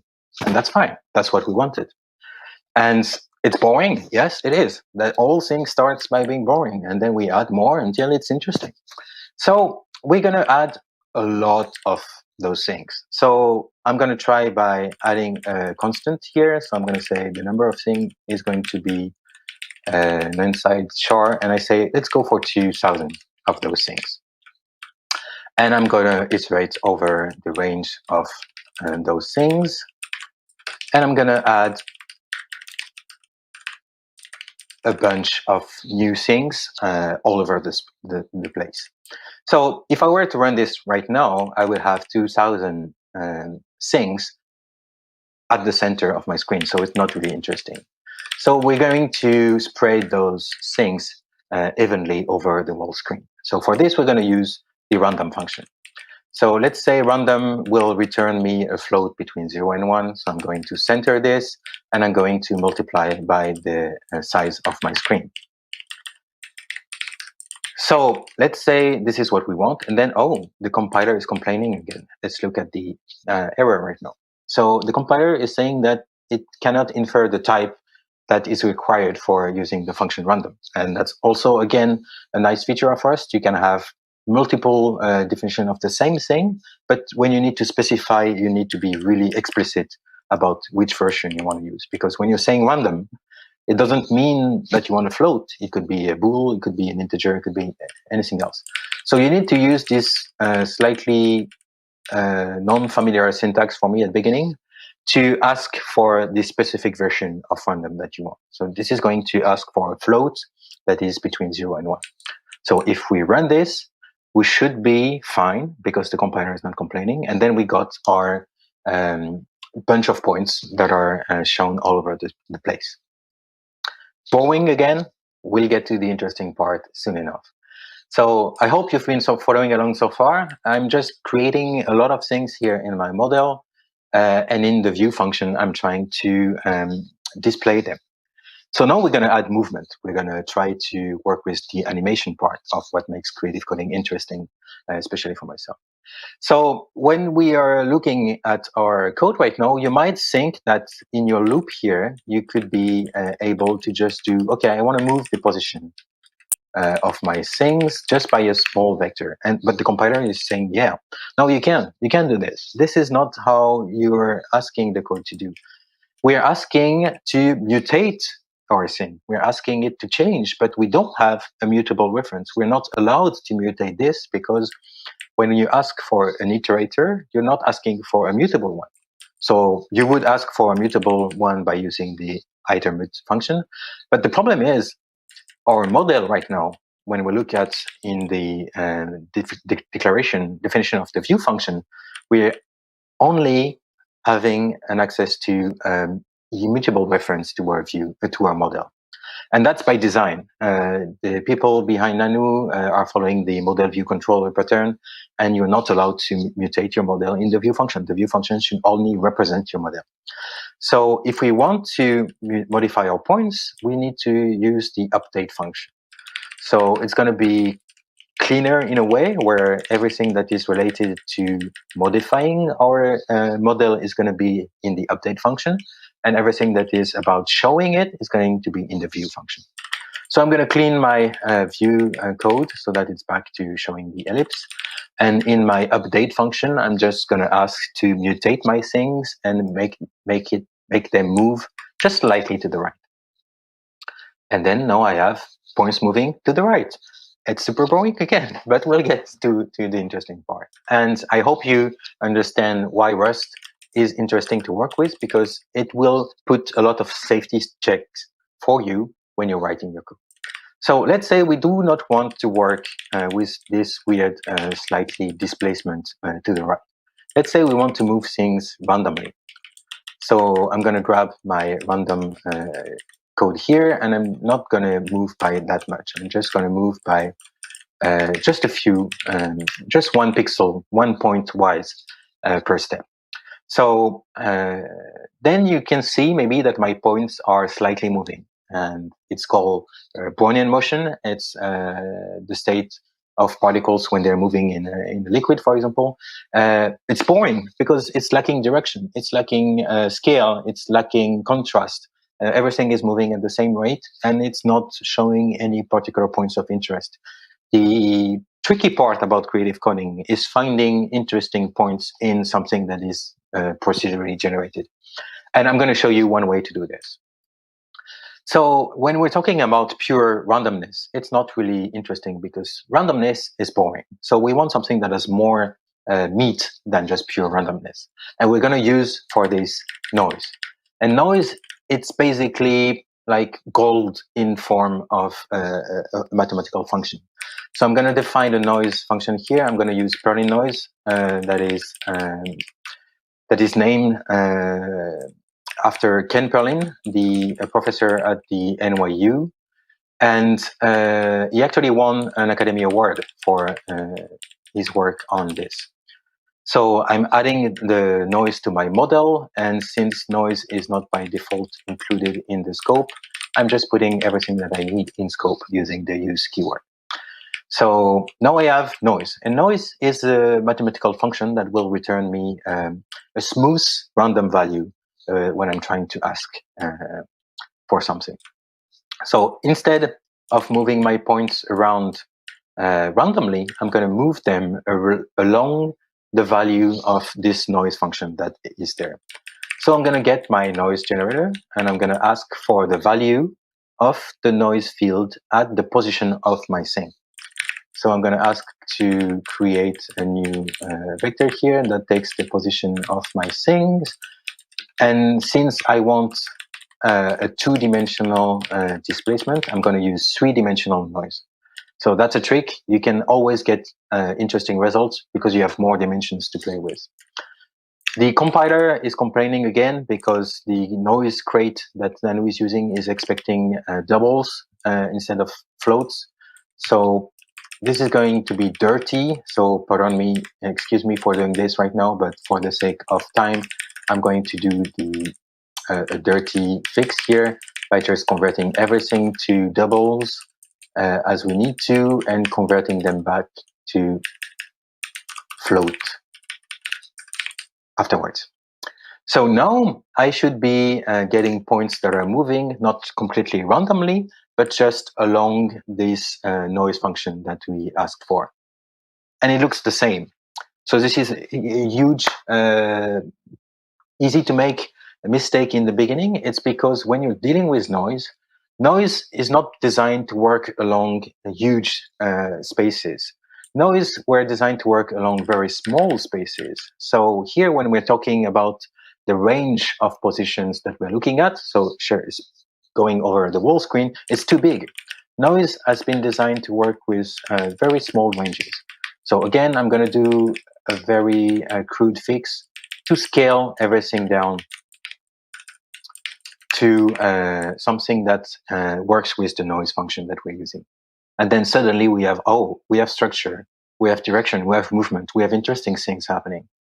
And I'm going to rerun this again because the interesting things happen in the beginning when you start to see the points going along. And then when they reach convergence points, we are lacking this contrast and direction again. So we're going to work on fixing this and making things look a little bit more interesting. So I'm going to use the cheapest trick in the book. That is, if I'm not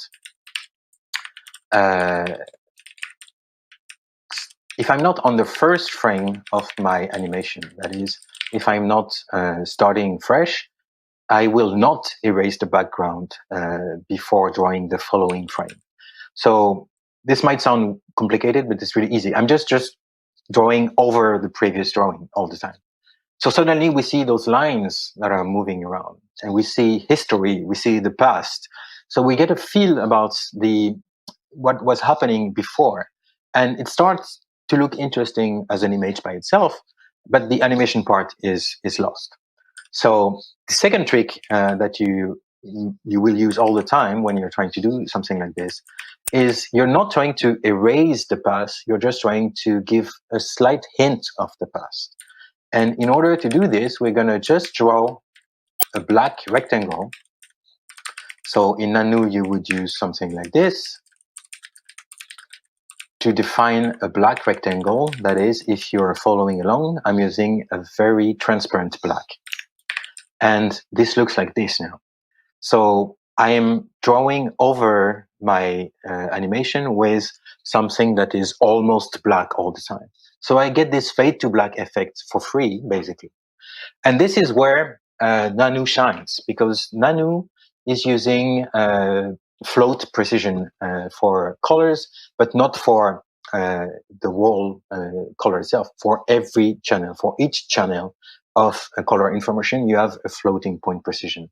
all the other frameworks that I know of are not able to do something as pure as this. So yeah, Nanu, go here. So now you can see that the interesting part of this is the beginning. I hope it's not that choppy on your side, but it's really showing the beginning is where we see the noise getting here in, and that's the interesting part. So we're going to try to do this in the remaining minutes that I have. I'm going to try to show the lines and not just the actual position. So I'm going to change my things here to not be just one point, but going to be a list of points. So I'm going to create a list of points here that is going to be empty. I'm going to add my initial position, and I'm going to declare my structs at something like this. So right now I'm just saying that my things now are a list of position and just not only one point. So I also need to update how I'm making those things move. So I'm going to take the last position. It's going to be the same position, and I'm going to use the head of my list for this. And I'm going to say that the new position is going to be the last position plus the same displacement that we're using. And of course, I need now to refer to this last position and not the position of my thing. And I also need to push back my new position. So I'm going to insert it at the head of my list, something like this. So what I'm doing right now is I'm just adding this new position to the list. So the thing will hold the ever-growing list of position. So I'm going to represent this using the polyline function of Nanu that is designed to do exactly this. So it's going to take a list of points and it's going to show it to you. So excuse my pretty fast explanation of what polyline is doing. Polyline wants to hold the positions, so you cannot actually give the positions of the things directly to the point, because Rust will say, no, you cannot move things around. So I'm cloning all the information here. And then if I try to render this, we see a bunch of lines that are being drawn on the screen. And if I don't stop here, you might guess that this will crash eventually because I'm just adding more and more points all along the way. But this is interesting because we see the structure of the noise. We see some things that are interesting. We start to see where the noise is driving our points around. And it gives you a feel about the structure of what we're using. We have interest points and everything. So I'm going to do one final trick just to spice things up. And I'm going to speed basically the drawing. Here you can see in our update function, we're just going one step forward. I'm going to say, screw this, let's go for 50 steps. I'm going to say, I want you to go 50 steps forward, and we're going to draw this all the time. And I'm also going to reset my thing every time I'm going into a new frame. So in order to do this, I'm going to clear my positions list, and I'm going to add a new position at random. So I'm going to define a new vec2, and I'm going to use the same code that I was using to create the things in the first place. So now I am actually creating a new empty list of things each frame, and I'm adding a lot of those lines all the time. And I'm asking them to move along my noise field for 50 steps at a time and drawing those lines in white. So let's have a look. Suddenly it's going to be completely different. We have a grayscale representation of our noise field right now. If you have the time, the code is going to be available, of course, on GitHub. Please try to execute the code on your machine so you can see the animation in its complete glory. And this is what you can get when you're trying to represent something as complex as just one mathematical field along the way. I'm going to add a final trick just to convey the point that when you're working with creative coding or something like this, you're allowed to do a lot of weird stuff that might not make a lot of sense. So let's say I'm going to change my parameter here, my scale parameter here. So I'm just going to add the time. I'm going to take the costs of the time. I need to use doubles because Rust. And I'm going to make it a little bit slower. And this is how I need to erase the underscore. Rust, again, is preventing me from hurting myself. And now it's subtle, but you can see that the scale of the noise is moving. So that's it for my talk. I hope that you enjoyed it and you kind of followed along how this is working. I am available to chat in the Matrix channel for Nanu. And if you have any questions, I'll be there to answer them. Thanks a lot and see you later.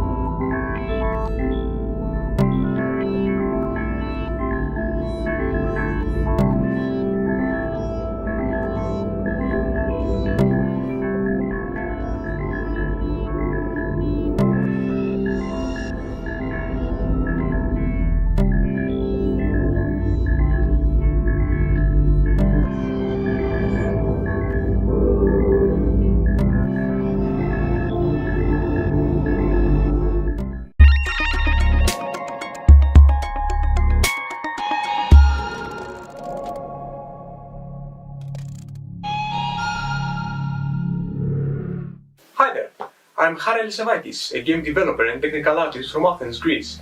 I am here to give you a gentle introduction into the magical world of shader coding, and I hope that in the next 10 minutes I will be able to demystify some of the black magic that surrounds the concept of shaders. I would like to thank GitHub Universe for this wonderful opportunity, and I guess let's get you started with shaders. Let's start with the very basics. What are shaders? Shaders are small programs that define how objects are shaded and rendered on a screen. They run directly on the GPU because it's way faster for them to do so. There are different types of shaders like vertex shaders, fragment or pixel shaders, and geometry shaders. How can one create shaders? Well, game development environments like Unity and Unreal Engine provide node-based tools for shader authoring, like Unity's Shader Graph and Unreal's Material Editor. Shaders can otherwise be made using code, specifically using shader code languages like CG, HLSL, and GLSL. What will we be creating today? We'll be making a simple pixel shader using GLSL. We won't be dealing with any geometry, lights, or any other 3D elements. Our scene will be completely two-dimensional. This demo will introduce some very basic shader concepts and functions, and we'll be using ShaderToy for it, which is an online platform for creating and sharing GLSL shaders. Before we get into it, here's a glimpse of what we'll be making. Let's now jump into ShaderToy. This is what you see when you first make a new shader in ShaderToy. The color of your output is determined by what's in the frag color vector. We can see that better by setting our color to a fixed value.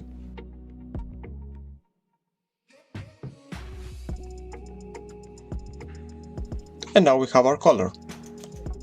Similarly, we can set the red and green channel of our output to match the UV coordinates in order to visualize them. We can do this like so.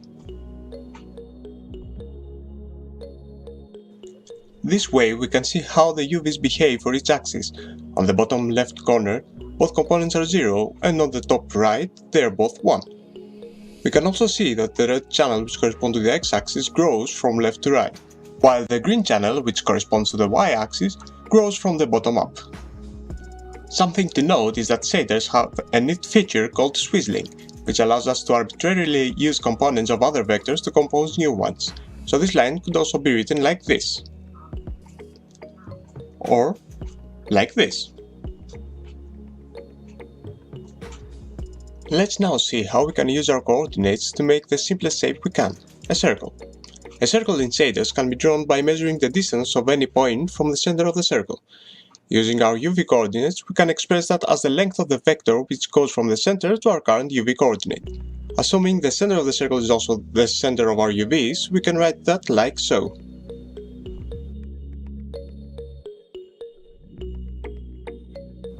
Using only one value in a multidimensional vector constructor like that applies that value to each of the vector's components.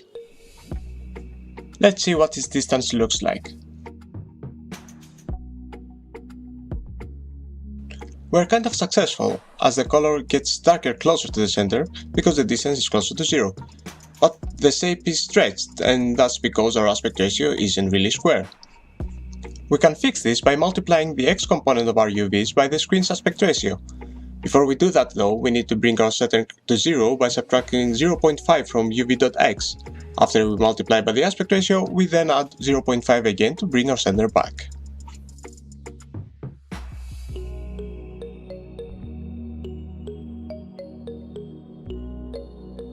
It's looking better already.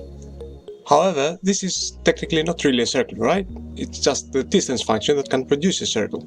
In order to get an actual circle, we have to specify which pixels are within a specified radius and which ones are outside. Here's where a super useful function comes in, the step function. Step will take two parameters, and if the second one is smaller than the first, it will return 0, otherwise it will return 1. So if we have a radius of 0.3, we can create our circle like so.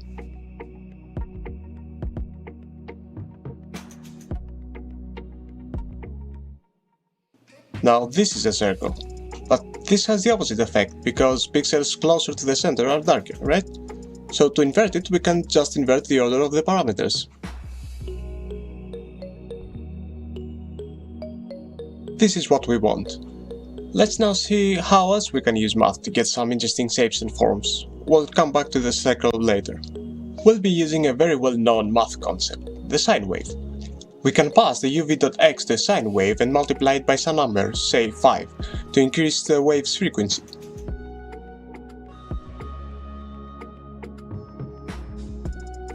Now, this doesn't look like a sine wave per se, but try thinking of it as if you're looking down on a surface of which the height follows a sine wave pattern. To get a more familiar shape, we can use the step method again, but instead of using a constant number, we can use uv.y. This will result in the threshold increasing as the pixels get higher. We can bring this up a bit by subtracting the number from uv.y. We should reduce the amplitude a bit too. Most shader environments, including ShaderToy, provide a way to add motion to your elements by providing a time variable that increases over time. To get some movement, we can just add that to the sine wave phase. Let's make it a bit faster.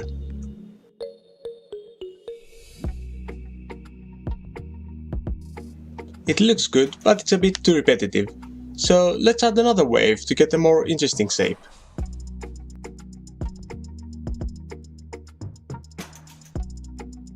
Looks better already. It's more fun to have more of these though, so let's make a function.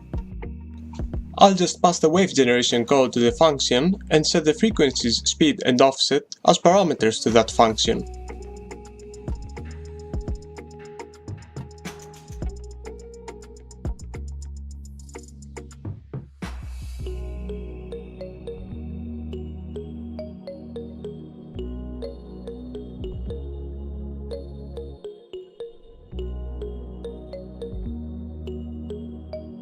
Now we can just call this function, so we don't need all this code anymore.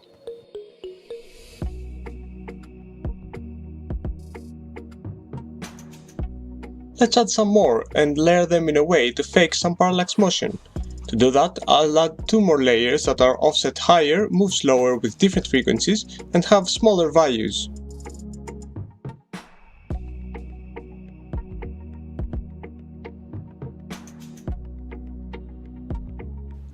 I found that these values work the best.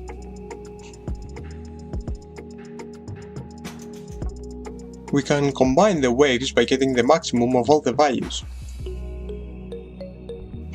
There's also a way to fake some blurriness on the further back layers, and that's by replacing the step function with smooth step. Smooth step works like step, but takes 3 parameters. If the third parameter is smaller than the first, smooth step returns 0. If the third parameter is greater than the second one, it returns 1. If it's between the first and second parameters, smooth step smoothly interpolates between 0 and 1 based on where the third parameter is placed between the other two. Let's see it in action.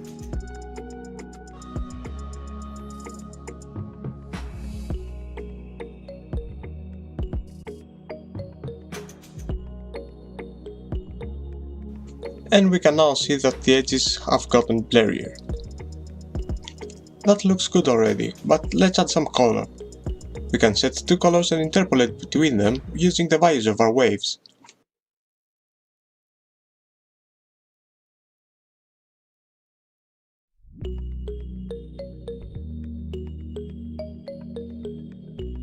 To interpolate between the 2 colors, we can use the mix function.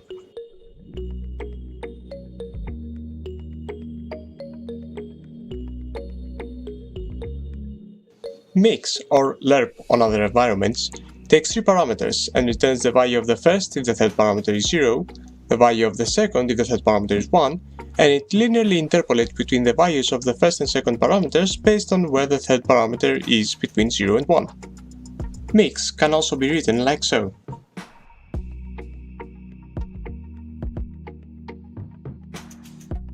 Let's also use our circle from before to invert the color of the pixels that are inside it.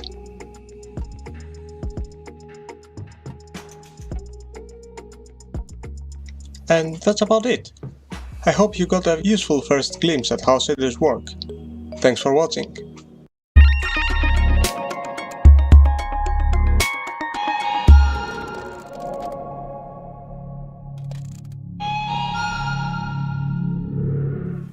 Hi, my name is Mario, and today I want to talk about how to use Three.js to make kinetic typography effects. For those of you who don't know what 3JS is, 3JS is a 3D JavaScript framework that works with WebGL and lets you do amazing things. Things in 3D, also 2D. You can make or take advantage of the GPU to whatever your needs are. And well, that's pretty powerful by itself. Okay, yeah, let's do this. So I'll skip a bit of boilerplate for time's sake. And well, the premise is quite simple. We have a 3D object and we want to paste on top of the surface some kind of texture that has text. There are several ways to do it, but I found the most simple one just to use a texture. In this case, it has the word universe and well, sample it in on the texture. So for that, first we'll need to load the texture. Here, const texture equals new, create that texture loader that load image. And in this case, I'm going to pass a callback function just to fix some weird line artifact that happens in this case. It says texture dot min filter. Okay, and instead of using a mesh normal material, we have to use a shader material to move things to modify the shape of the torus geometry. Did I mention that this is a torus geometry or a donut? And also change its colors. So for that, we use a shader material and pass a vertex shader, a fragment shader, and some uniforms where we'll define time so we can move things, and our previously defined texture. Texture. All right. Also, let's enable the transparent flag because we're using a PNG and we want to make things transparent. And yeah, for now, let's use 3 dot double side. So it also renders the inside of the donut. Before jumping to the shaders, let's update the time uniform. Forms.uTime value equals the boilerplate already has a clock variable, so we can get the time. And yeah, I think it's an error. And it's because, let's see. Yep. Can you spot the error? Because I'm not sure.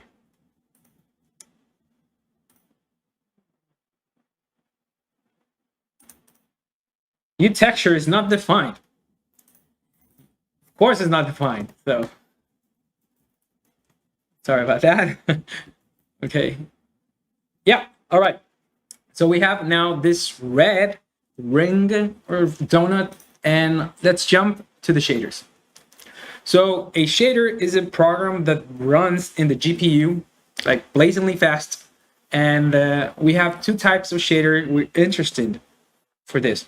We have a vertex shader that runs for every vertex of a object, and a fragment shader that runs for every pixel.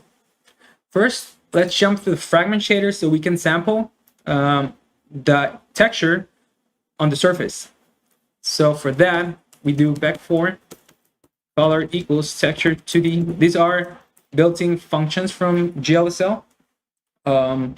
Texture, and we'll use the texture coordinates called VUV that tell where to put the image pixels on the 3D object. So okay, so we do color, and yeah, we can see it right now that it says universe. A bit weird, but we can make it more interesting. And for that, let's repeat the texture with the UVs. So let's define UV that equals equal to the varying VUV, and put UV here, and it's the same for now. But it starts to get more interesting when we use the function called frac, which takes the fractional part of a value, and it's perfect for repeating things. So let's do uv times 2 for now to see what happens. Yeah, it's repeating both in the x and the y-axis. Let's use a variable instead called vector repeat.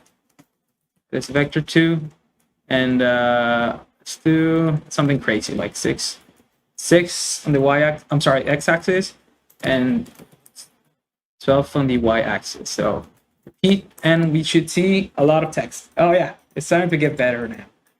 Oh, nice. Now let's add time to it, and for that we do back to. I think it'll look better if we move it like this, and for that, like this, and for that, we need to pass time to the y component. Path. Yeah, looking good. We can accelerate the speed. Yeah. And even making more interesting, before jumping to the vertex shader to move the shape, let's see we can like bend the text. And for that, I think we should do maybe that x plus equals sine of the y component. And this looks, yeah, this looks twisted. Let's change the amplitude of that. Yeah, I think it looks good. We could even add time here, and it would oscillate from 0 to 1, from 0 to 1. I'm sorry, from -1 to 1, because sine. Okay, that it started to look interesting to me. Even if we got in the middle, I'm sorry, in the inside of the donut, we could even take a screenshot of here, and it would look interesting by itself. Yeah. All right, so I think that's all for the fragment shader for now. So let's jump to the vertex shader. Like I said earlier, the vertex shader runs per vertex. Not sure if it means too much right now, but imagine it like from each point that makes the geometry, whatever you pass here will affect that point. And I was thinking of maybe bending like some sort of rubber band, or like old tire, like it's too soft. So for that, let's do this. Let's call this variable transformed, that is equal to the position,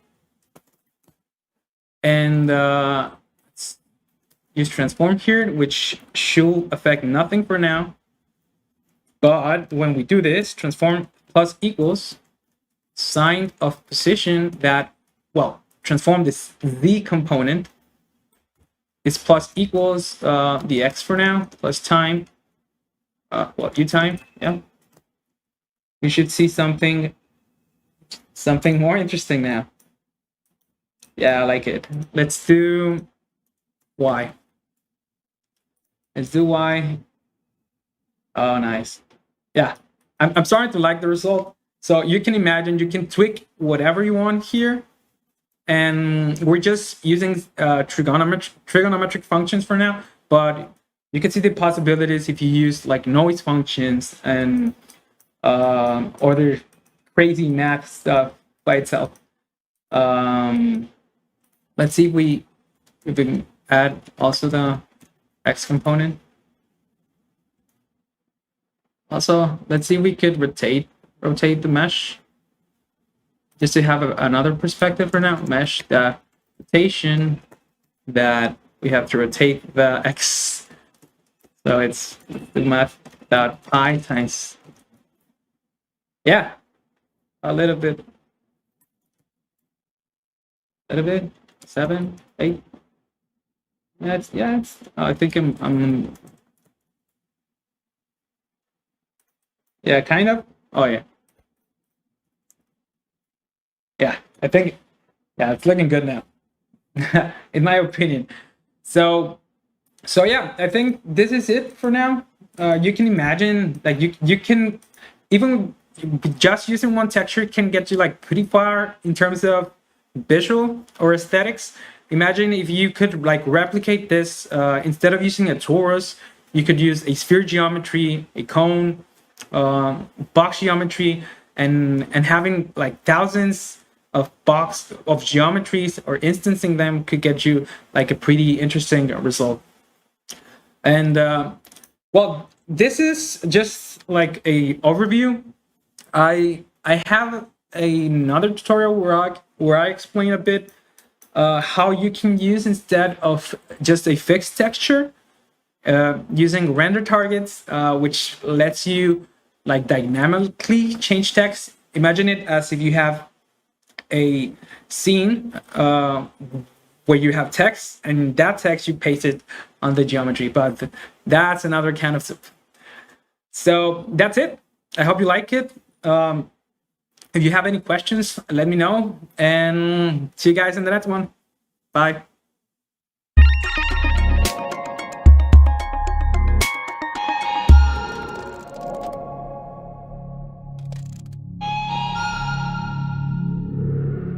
Hi, I'm Kate Compton. I'm better known on the internet as Galaxy Kate, and today I'm going to be showing you a tool that I made called Tracery and a website called artbot.club, and I'll be showing you how to make a Twitter bot in just 10 minutes. A lot of people think that making a Twitter bot or making a conversational agent needs to be this whole big production using machine learning and advanced techniques, but it really doesn't. So right now I'll be showing you a technique from early on in AI called context-free grammars, which is a way for you to make expansion text in an easy way that you direct entirely yourself. So it takes as its input what's called a grammar, which is just a way of specifying symbols, which are kind of buckets of things, and replacement rules. So you can always replace the bucket with a bunch of the different replacement rules. So you can see right here, I've just got one symbol. This is called origin. This is where all the grammars in Tracery start off. And it's just hello world. It's not terribly exciting. So you can see I've got 5 different variants of hello world there, but they're all the same because we don't have any variants yet. So I can create a symbol. So I can make a symbol for world. And I can make some options for that. So maybe GitHub and world, and where I am right now, Chicago. And how do I use this symbol? So I can use this symbol by making a hashtag. So you just say hashtag world, and then you close it with another hashtag. Now you can see I've got hello world, hello Chicago, etc. These are all randomly rolled, so I have to re-roll them to see if I can have some variants. So, oh, there we go, there's the GitHub one. So on artbot.club, this is kind of where your traces are. Traces are one particular walk through your grammar. You can see I've got 5 of them here, and they're just like randomly generated. So this is not terribly exciting, but I might want to say switch out hello. So what if we had another symbol for hello?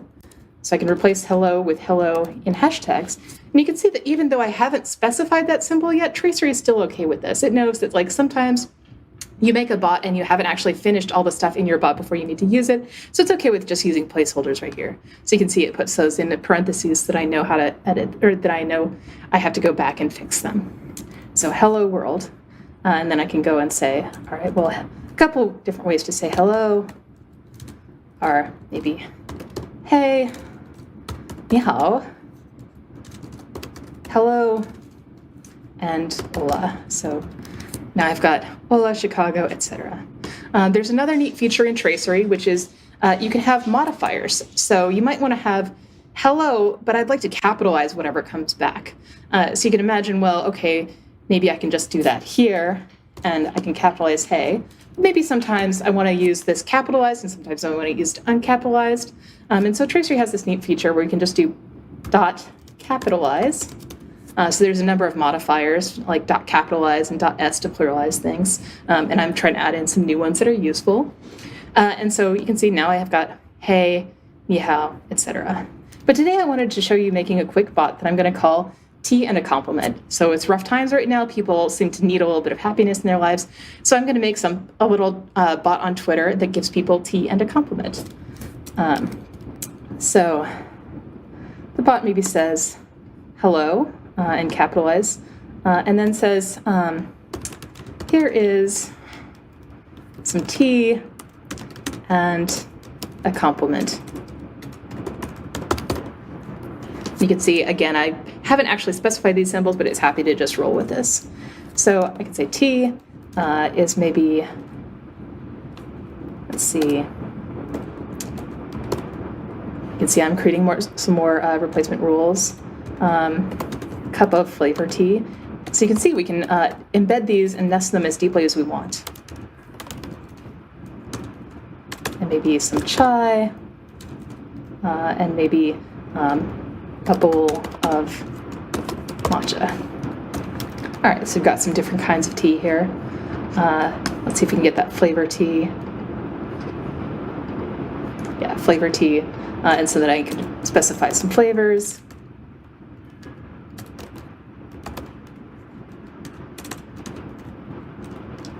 Like peppermint, ginger, cinnamon. All right, so now I've got like my cup of tea, and now I might want to have another one that says, here's my. So this is just giving us some practice here. So, what is my? Oh, and actually, the thing that I want to do with this tea is, you can see it's a little ungrammatical. I want to have a cup of tea. Oh, and maybe I'll say an ounce of coffee, or an ounce of espresso. That's better measured. So I've got some, maybe I'll just have an espresso. I just need to start with this, because you could see that if I said, okay, here is a tea, espresso is ungrammatical, and so we go back to our modifiers, and so we say t.a, and now it correctly puts a or an in front of things. So that's a neat feature. So yeah, we're going to make our quick complement.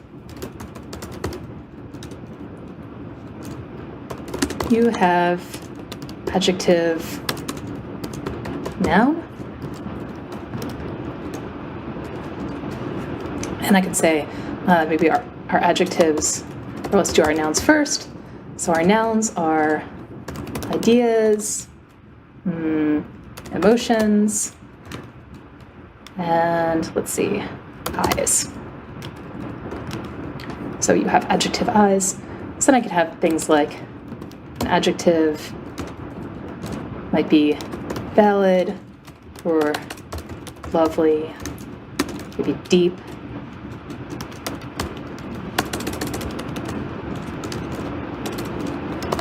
Thoughtful. And here's a fun one. You can reuse a lot of your different rules in different contexts to get some interesting emergence. So I might say you have flavor, maybe rich flavor. Yeah, so now I have valid eyes, thoughtful ideas. Let's see. Yeah, and you have rich cinnamon emotions. So this is very complimentary. So I like this bot a lot already. I'll show you very quickly just one other thing, which is you can save things. So you might want to save something to use later on. So I might say, let's see, I'm going to save the noun. So I'm going to say my noun. It doesn't matter what you call this, but I'm going to stuff into it a noun. So any noun. And now I can say my noun. So this looks just the same where I'm using some noun. But I can say really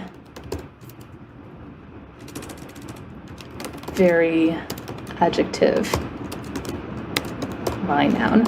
So this will always come up with the same my noun. Normally this would be two different nouns. But yeah, you have lovely emotions, just really very thoughtful emotions, just valid emotions, really rich cinnamon emotions.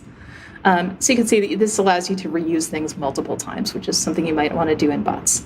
All right, so this bot is looking pretty great. If you want to explore around some more on artbot.club, you can also unpack things. So this allows you to kind of visualize what's going on here. You also have this section over here, which shows you how your symbols and rules are being parsed. So I can look at origin, but I can also look at maybe here's the complement, and you can see that it's got all these different It shows that I've got my symbol rules here. It shows me that my noun is something that it doesn't know about.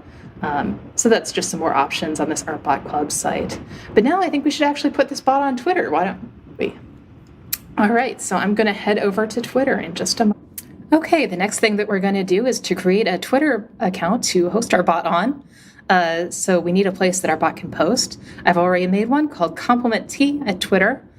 So Twitter requires you to make a new email account for each bot that you make, which is kind of annoying. I use the plus trick in Gmail to help me out there. Then I create the account. I go to Cheat Bots Done Quick, and I have to allow access, and that'll allow me to post from that account. Okay, we're at the final stage of our bot making process. I've come to Cheat Bots Done Quick here, and I can go back to artbot.club, copy my grammar from there, go over to Cheat Bots Done Quick, and paste it in.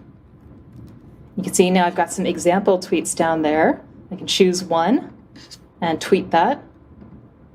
And hopefully, if I reload, yep, we can see that it's tweeted here. And I can set how often I want it to post a tweet as. So I can have it post every 10 minutes to once a year.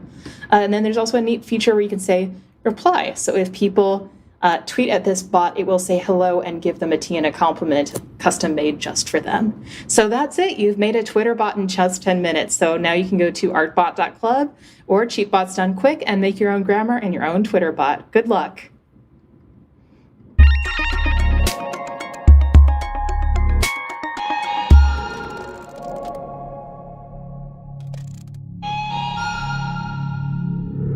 Hola, welcome to Abstract Sketches with P5JS. My name is Ilitia and I'm a digital artist, creative developer, and designer. Today I'm going to help you get started with the P5JS library as we make an interactive minimal abstract sketch of a GitHub universe. Let's get started. When I make digital art, an idea not always falls from the sky. Oftentimes, browsing for inspiration is always a big help. I wanted us to create a sketch inspired by origami art and stop-motion animation, which is one of my favorite things to do with P5JS. I've prepared a small mood board for you so that you can be inspired with me before we get started with our sketch. As you can see, first, we have a universe full of stars, galaxies, and constellations. Then, we have an image with origami figures. For the ones who don't know what origami is, it's the art of paper folding, as you can see here.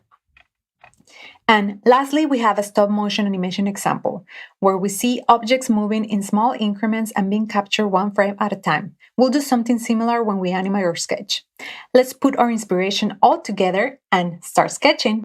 We have a short amount of time for this little tool, so I'm not going to go into depth with the code today. So if you're here and are new to JavaScript or never used it before, don't worry. I'll be sharing the resources of this short tutorial at the end so you can work on your sketch at your own pace. Grab your favorite code editor on your computer or online code editor and let's start setting up our project. Go to p5js.org and click on the link Get Started. Scroll down until you find the downloading a copy of the P5JS library or using a hosted version. If you're working locally, you can go either way. If you're using an online code editor, probably the best way is to use the link of the CDN of the library. I'm using CodePen, which is an online code editor, so I'm going the CDN way, and make sure to link the library within a script tag inside the body tag at the bottom of the body in your HTML. If you are relatively new and don't know about editors or online code editors, you can use one from P5JS. So if you go to the home page, click here on editor, and then you will find this. Let's start coding. I've added some basic CSS for us because that's going to help us so that the canvas that is going to be rendered via P5JS to create our sketch doesn't have any weird margins or paddings overfloating. And also, I've added my favorite color as a fallback. In our JavaScript file, I've commented the plans for our sketch today. We're going to start by defining some global variables. Then we're going to make a custom mold for a space plan because in our GitHub universe, anything is possible. And I wanted us to have some space plans. We're going to have more than one, so that is going to be very useful. Then we're going to draw our GitHub universe with those plans, and we're going to have a moon. Afterwards, we will make our little sketch interactive by adding some stars and galaxies on mouse over, and we will animate such universe and have the possibility to stop and play such animation with a canvas click or mobile touch. Let's first declare our global variables. We're going to need a background color, a shape color, and a stroke color. As you can see, you can declare the colors via hex value or color name or even RGB. Please feel free to use any colors as you like and change this if you want. Now we're going to need as well a shape size variable. This is going to be useful because once we start drawing our sketch and we want to make the elements a bit smaller or bigger, we can always come up to this variable and resize everything. Another two valuable variables that are going to serve us are these ones that I created and call them shape gap X and shape gap Y. These two variables are going to help us to achieve the origami effect of paper folding. We want to move the primitive shapes that we're going to use to draw our elements a little bit vertically and horizontally. So this is why I in the end, I call them X and Y, thinking of the X and Y axis. The X axis goes horizontally and the Y axis goes vertically. Let's continue by defining our first P5.js functions. Before we do that, let's go back to our CSS and change that background color to something different than the one that we have declared in JavaScript so that we know when the canvas is going to kick in from P5.js. Now, the first one is a setup function, which takes a method to create our canvas and is going to have the size of the whole window width and window height. If you wonder where does that comes from, well, that's part of P5 magic. If you open a new tab and you keep the p5js.org website open as you work through this tutorial, click on the reference, and this is going to be the goldmine because in here are all the available variables, methods, and functions from P5.js that let us work fast to create our sketch via the Canvas API. If you don't know what the Canvas API from JavaScript is, I recommend reading the MDN web docs and you can learn about it because the library is based on that.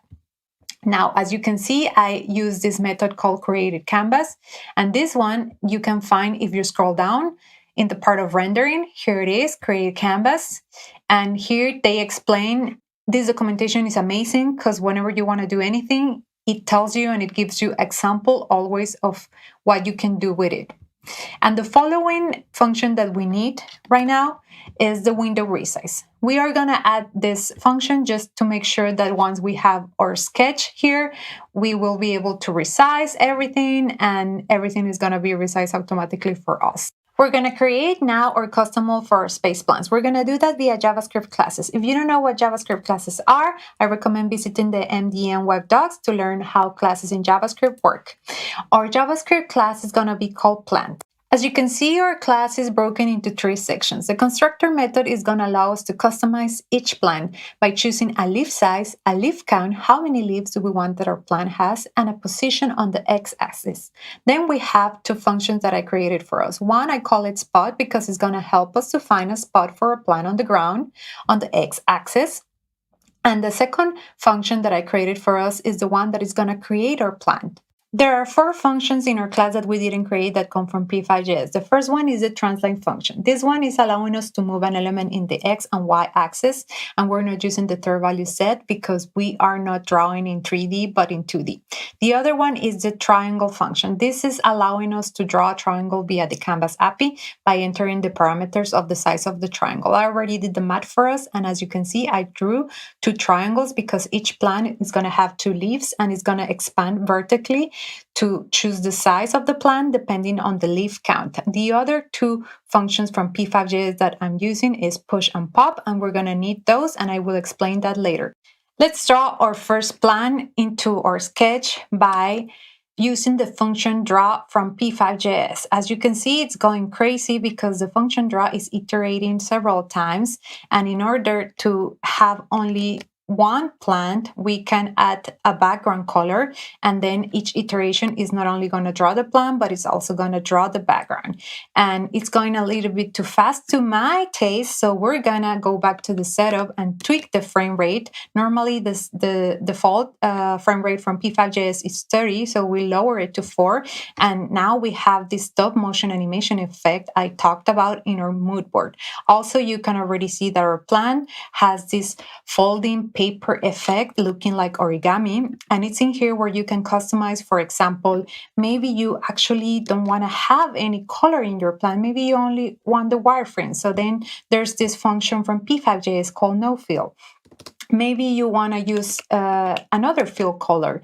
The default one is white. I also had white, but maybe you had green, and this is where you can change it. For example, if I were to change this to, I don't know, 897, another hex value, here you will see that it's going to change to this color greenish that I was talking about.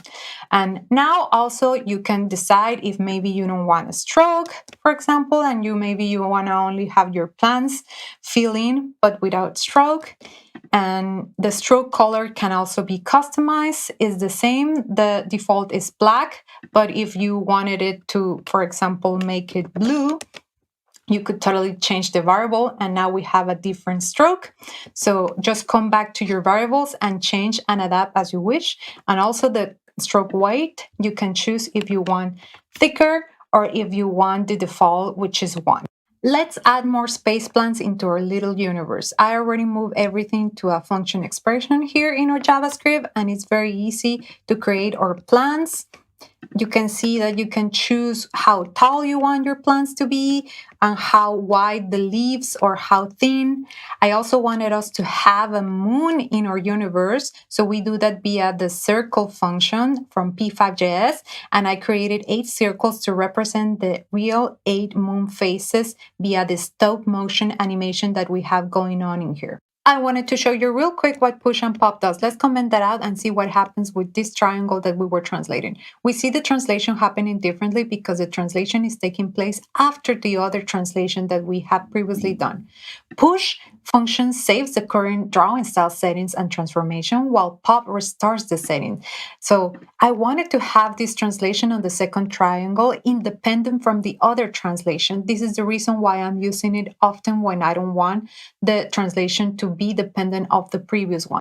Lastly, let's add some stars and galaxies on mouse over to our sketch. Let's make it interactive with the function mouse move from P5.js. I decided that our stars or galaxies shouldn't have a stroke, and I created them with a circle. I decided that each circle should be drawn by following the mouse in the X and Y axis.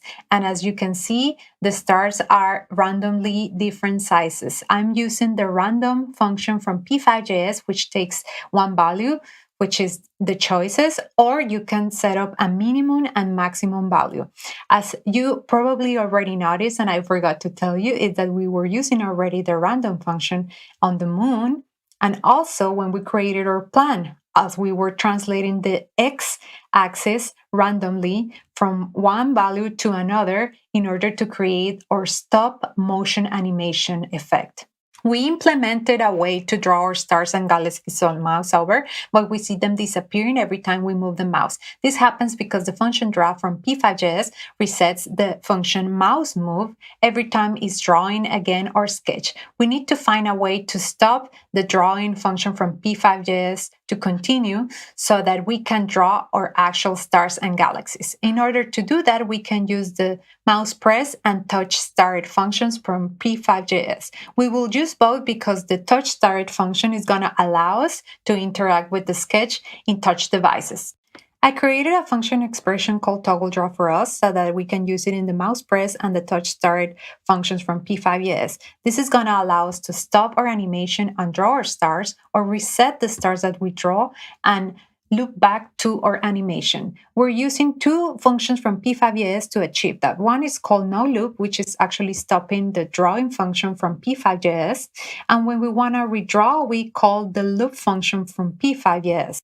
Now let me show you the final sketch where I drew my stars and abstract galaxy going on in here. As you can see, you can go crazy and add as many stars as you want. Maybe you want to have more plants too at the bottom, have a full bush, or maybe you want actually less plants, like only 2. Maybe you want to have 2 or 3 moon phases happening in your little GitHub universe.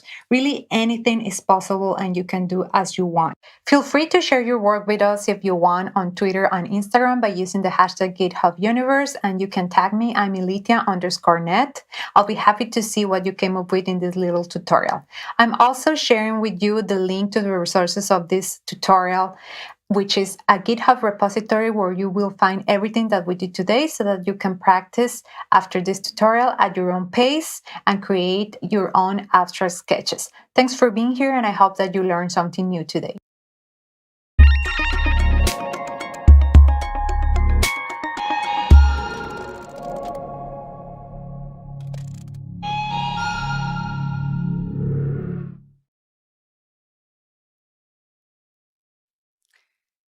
Hello, everybody.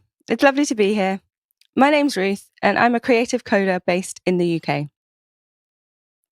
I use web technology as my primary environment, which means most specifically, I usually work in JavaScript as my primary language. I'm here today to talk to you about programming audio with JavaScript, and for that, I'm going to use the Web Audio API.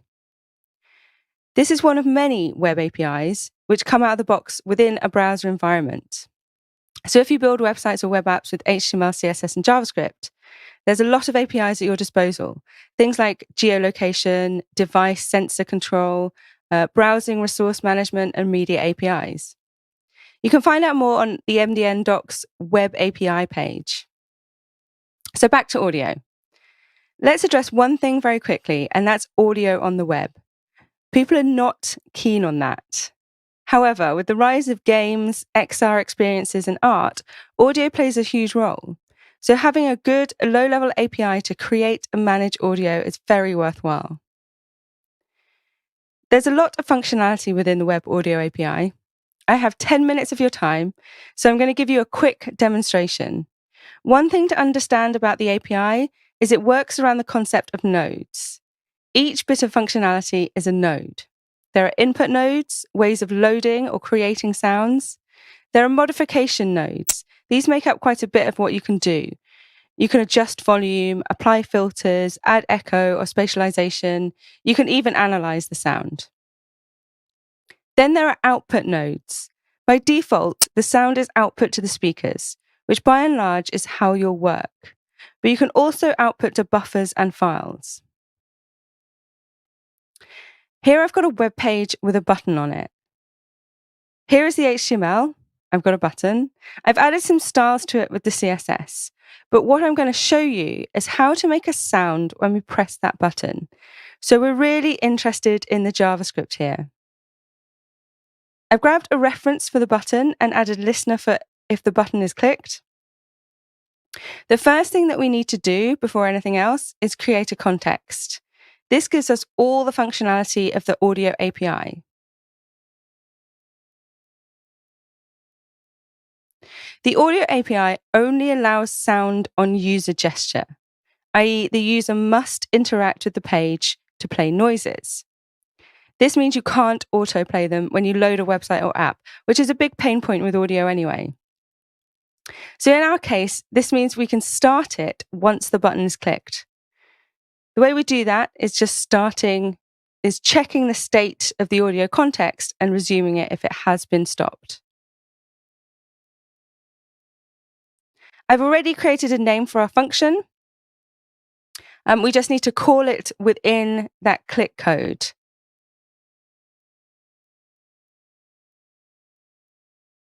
The first thing we need to do is create an input node.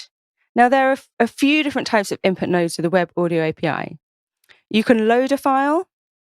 You can get the audio from the HTML if you've used an audio or video element. You can create a buffer and fill it with your own data to play. This method is good for things like white noise. You can fill a buffer with random numbers. I'm going to create an oscillator as my input node, which plays a clean sound wave, like a sine wave, a square wave, a triangle wave, or a sawtooth wave. The difference between these types of waves is the shape of the actual wave, and we tend to have these shapes by default with electronic oscillators, as they are easy to generate electronically. So let's create an oscillator using the aptly named createOscillator function. I'm going to set the wave type to triangle. I do this with the type property.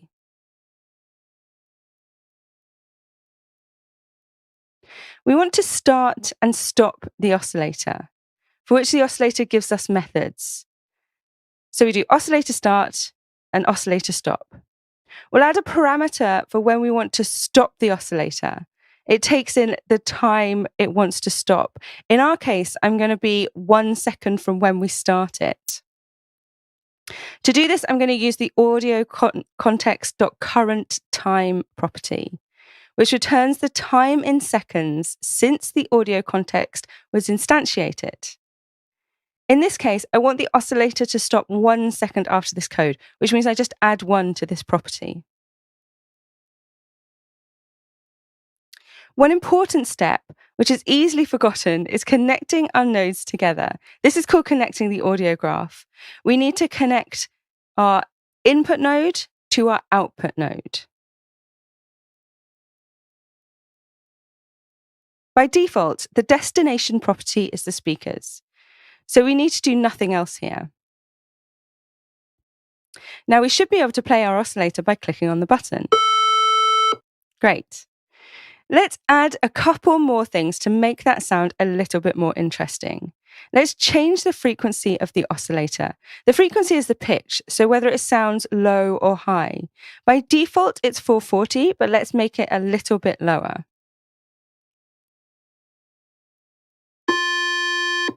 I also want to make the frequency higher as it gets played, so over the seconds that we're actually playing this oscillator. We can do this with a method called exponential ramp to value at time. All that really does, is a bit of a mouthful, is it moves the value which you're specifying over a specific amount of time, but as a nice curve rather than just linearly.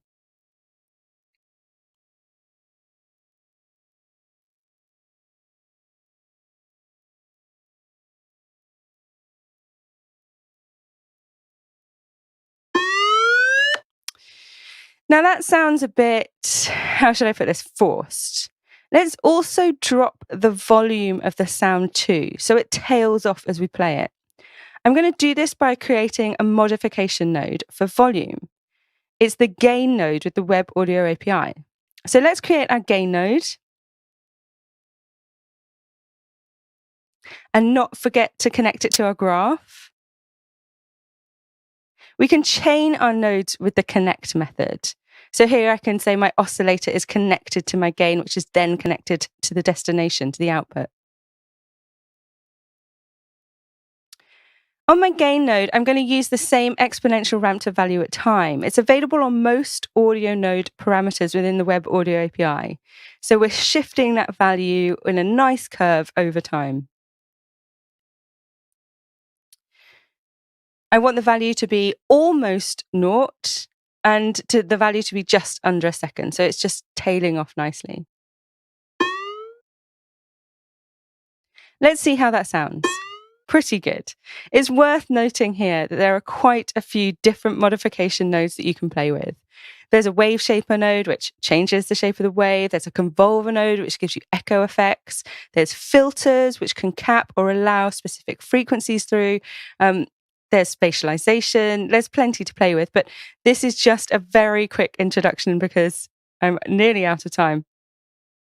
You can check out more about web audio on MDN Docs, where I've written some introductory and advanced tutorials to help you discover more. Thank you very much for watching. I've been Ruth. You can find me on Twitter and GitHub as Rumira. Thank you very much for having me.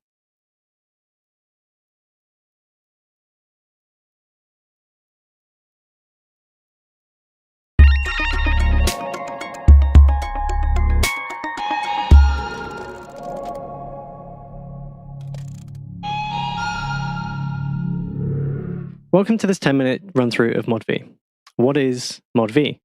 Well, ModV is a free and open source piece of software which allows you to pipe in audio and generate audio reactive visuals, which are great for live shows such as AV shows and gigs, anything with a projection behind it which needs to be synced to audio, really. ModV is built on web technologies, and I've been working on it for around 6 years now. We have two main contributors, who are myself and Tim Pietruski. Both Tim and myself have used ModV in shows all over the world, with kind of live use spanning from around 4 to 6 years, respectively. So, let's get into it. Down here is the gallery. It contains modules. Modules are visual generators. There are 3 types, which are 2D, interactive shader format, and WebGL shader. To set your input of audio, you click Input Device Config, and we'll set it to my microphone. So now, 1, 2, 1, 2, we are using my microphone as the audio input. We can drag a module into a group and click Enable. You'll see in the preview window that the module is drawing over itself each frame. we can stop this behavior by unchecking inherit and checking clearing. This will clear the canvas at every frame. Modules can be mixed and matched as you like. So we can drag and drop and just click enable, and now we have another module drawing to the screen. Each module has a set of controls, which can be modified in the module inspector in the top right. So let's get the object distance a little up, and then we'll up the stroke weight, a little bit of circle spacing, and now it looks kind of different. Each module has its own set of controls, which you can see by clicking on the module, and they'll appear in the module inspector in the top right. If we select a module and hit backspace, we can delete the module from the group. So let's drag and drop scale, and we'll put it before concentrics, click enable, and you'll see that nothing much happens yet. But if we uncheck clearing, now we have this infinite drawing to the screen, and every time the frame draws, it will draw the previous frame a little bigger. So you get this tunnel effect, which is quite nice. We can extend this even further by finding a block color, dragging and dropping this, clicking enable, and we'll turn the alpha up slightly, and now every frame that's drawn to the screen will be drawn slightly darker. So we get this nice fade to black. You'll notice that in the input configuration panel, each property that we click can be configured. So let's go to scale and select scale. And in the audio dropdown, we will select energy. Now, this looks like it maybe hasn't done much, but if we slightly restrict the maximum value of energy, we can see now that every time I speak, and let's just turn down the circle spacing slightly so this is a little more obvious, that the scale is being affected by how much my voice is making sounds. Sorry. But yeah, so we've now assigned an audio feature of the incoming audio to a module's property. Mader is the audio analysis library that we use underneath ModV. It allows us to select certain features of incoming audio rather than just using the standard FFT values, which I found produces a much more punchier result than just sticking to standard FFT values. We're looking to bring FFT into ModV at some point, but for now we only support Mader's audio features, which work surprisingly well. You can create new groups by clicking New Group, rearrange groups, and even drag modules between groups, and drag them back. Blend modes can also be set for modules and groups, just like you would in Photoshop. And let's look at that here, and we'll click Difference, and now we can see there's some funky stuff going on over here. Let's maybe try hard light instead, and now we have this hard light looking kind of blending going on a little bit. Let's check out what's going on in the output window. So this would sit on your secondary screen or projector. You can resize the canvas just by resizing the window, and double click to go full screen. Hello, 1, 2, 1, 2, 1, 2, and double click to get out of full screen. Once you've got an output that you like, you can save this into a preset in the File menu, and you can open a saved preset also by the File menu. You could share presets with friends if you'd like. Just make sure that they have the modules that you're using. Along with the built-in modules, ModV allows loading of your own modules too. Let's quickly see a 2D modules code and how they are built. A module in ModV is a JavaScript file which exports one object. We need to give the module some metadata, so we tell it what kind of module type it is. In this case, it's 2D, and we can give it a name. So let's remove just those two for now, and we'll find circle in our gallery. And this is being loaded from the file system. So we click enable, and there's nothing going on here. So let's uncomment props. And this is kind of like your view or react properties. So we have one property called size, one property called color, and we give it some details about the properties here.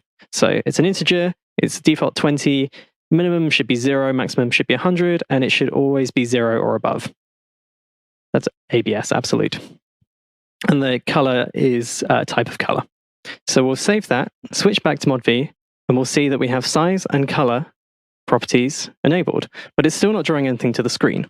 So let's look at the draw function. This draw function is similar to what you'd find in P5.js, processing, or open frameworks. So let's uncomment that, save it, and look back at ModV. We have a red circle drawn in roughly the center of the screen. So what can we do with this red circle? Well, let's change the color. Nice. So as we saw, we can't go past 0 and we cannot go above 100. But we can still assign these audio features to these properties.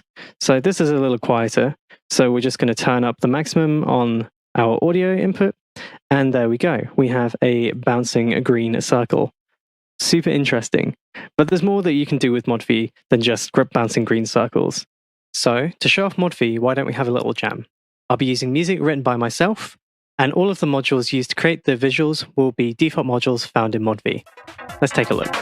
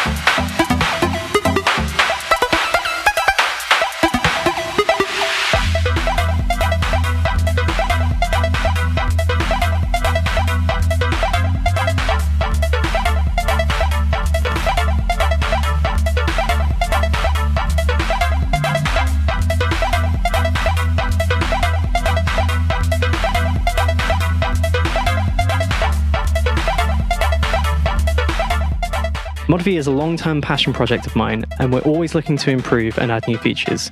If you'd like to have a go, visit modv.vsync.gl and see the Getting Started guide. We sometimes run workshops on ModV, so if you'd like to see a more in-depth run-through of ModV and have a go for yourself with a little support on the side, then check out our Twitter page as we have one coming up.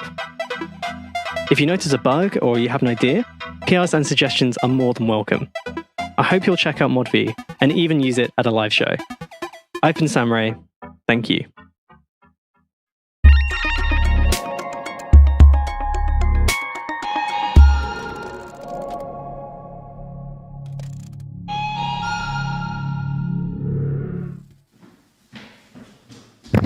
Hey everyone, I'm Moritz Simon Geist and I welcome you to my talk making futuristic music with robots.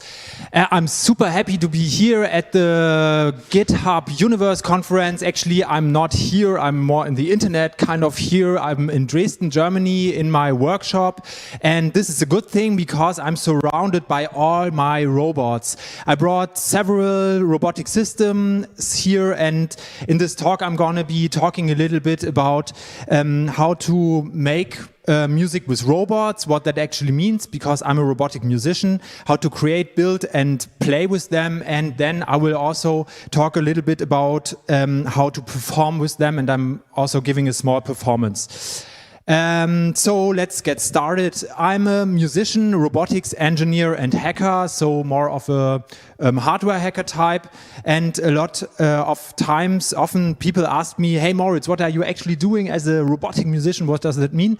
And so I tell them 30% of the time I'm making music, 30% I'm building robots, 30% of the time I'm thinking about the future, and the other 30% I'm doing business, and that is combined 120% because I sleep less, I don't know. Okay, anyway, I'm here in the middle. You see me in the gray part. When you mix other colors, it's gray. Wonderful, yeah. So basically, I started off as a bass player in a punk band. I did music for most of the time of my life, also playing piano and clarinet.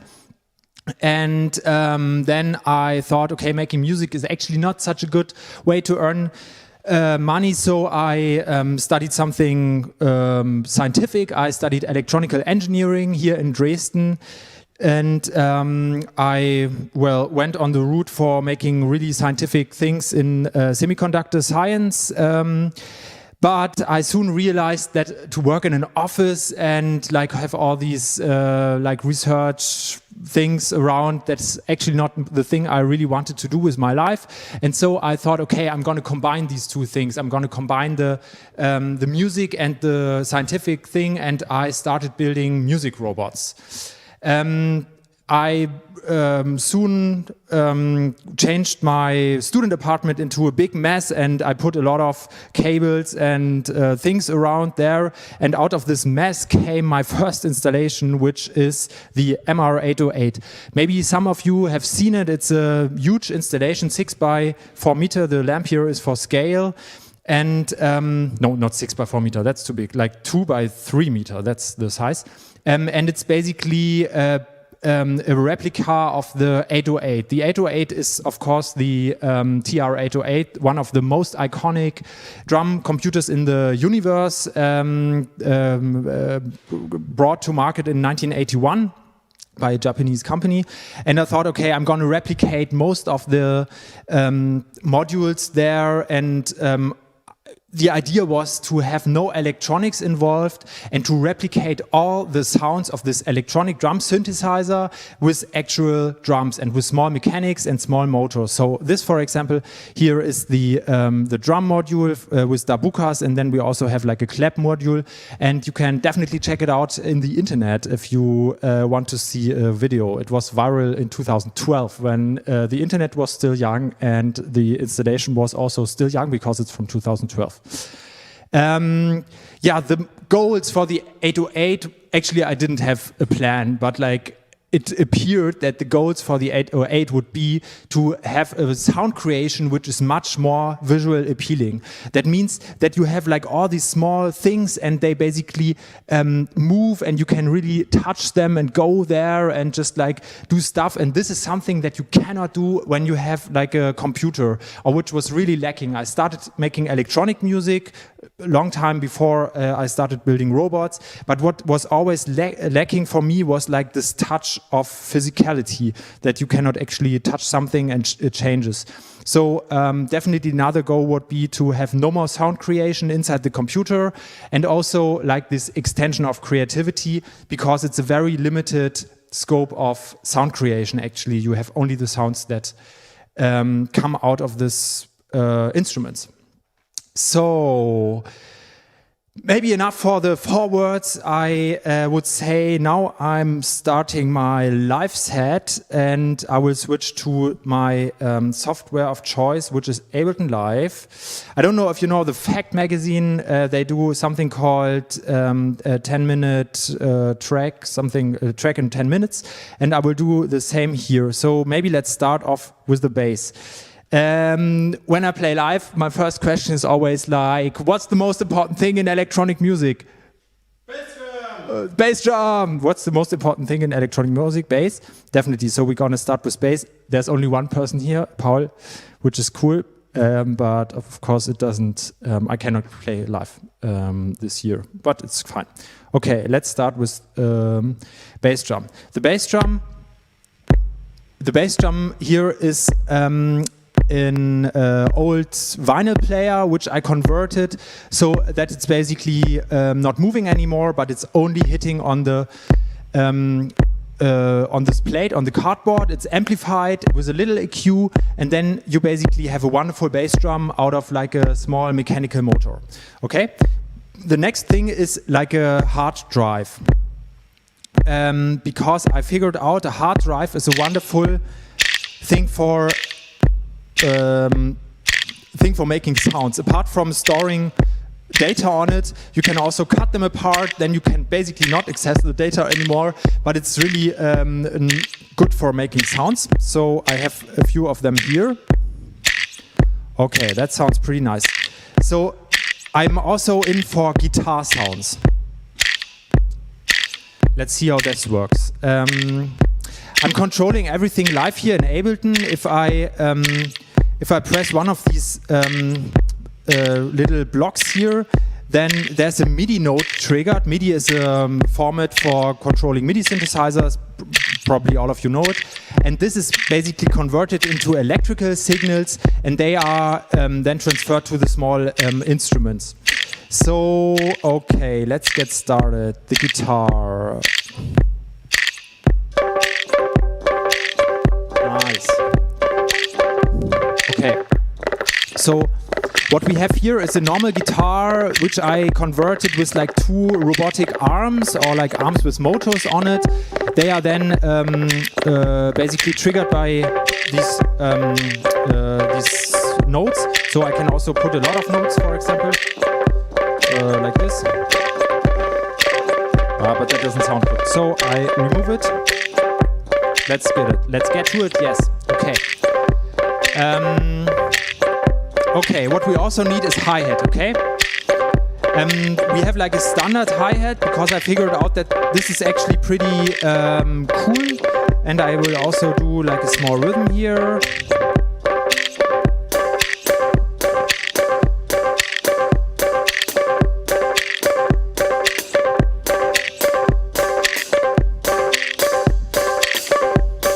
Okay, pretty nice.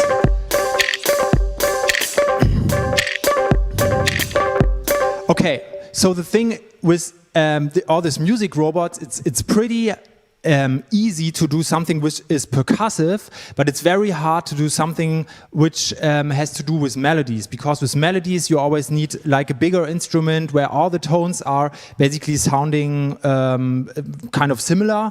So for live shows like this one, I like to add some synthetic sounds, which is kind of a fake robotic sound, and I'm just doing it because I like bass so much that I basically just do it. Okay? I'm choosing this one. So this is the bass sound. All right, let's try it.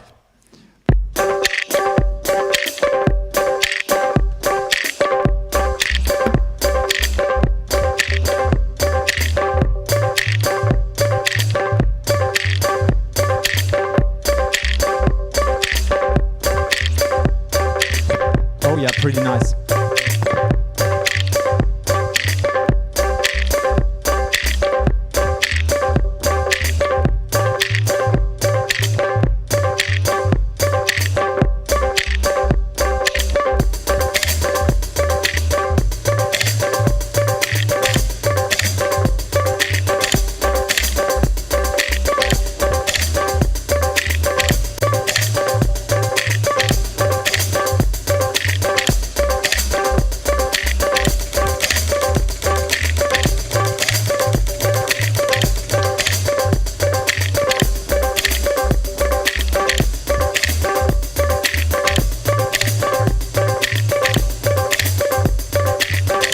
Okay, that's already pretty cool. There's another instrument which I want to introduce. This is my robotic kalimba.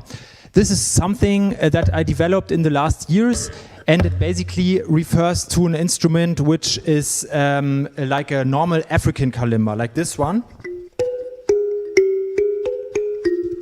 But here you basically have all the metal parts as small robotic devices, so that I can trigger them from far away with my computer. And I'm just setting a nice rhythm here, maybe something like this. Okay, let's see how this sounds. Okay, pretty nice.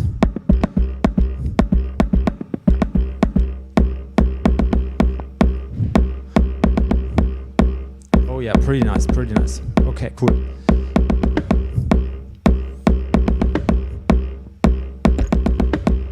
Okay, that's what was missing. Let's see.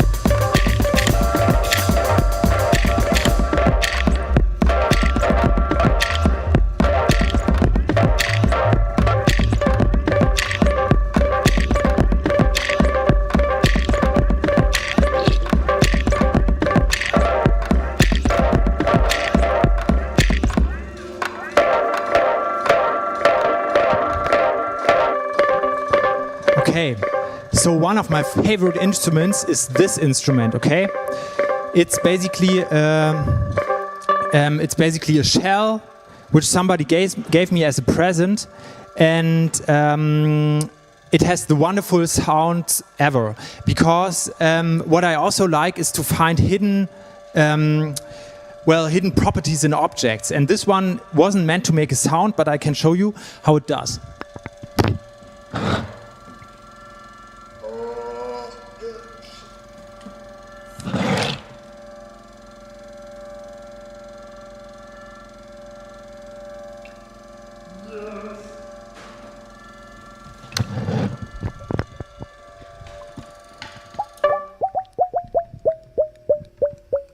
Pretty nice. Super nice. It's actually dropping. No problem.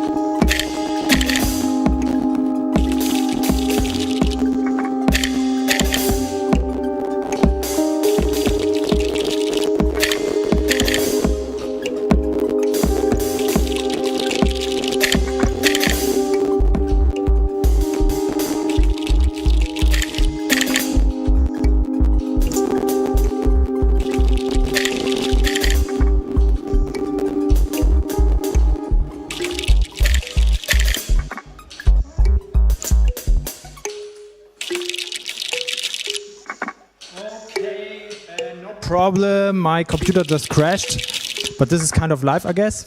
Cool. This is still running. Some of my robots run without power, which is great. Let's see.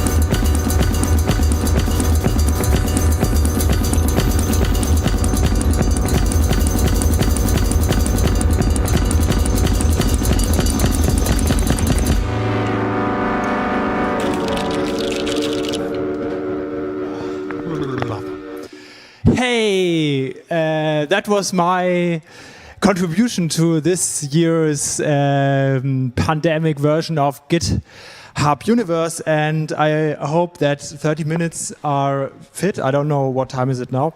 So normally you would find this kind of music in a club or a media arts festival or such.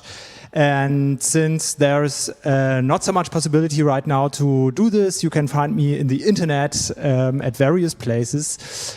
And I hope you enjoyed my performance. And if you have further questions concerning the setup, I didn't go into detail about the programming of the robots, for example, because that's a little bit hard to do here with this particular setup.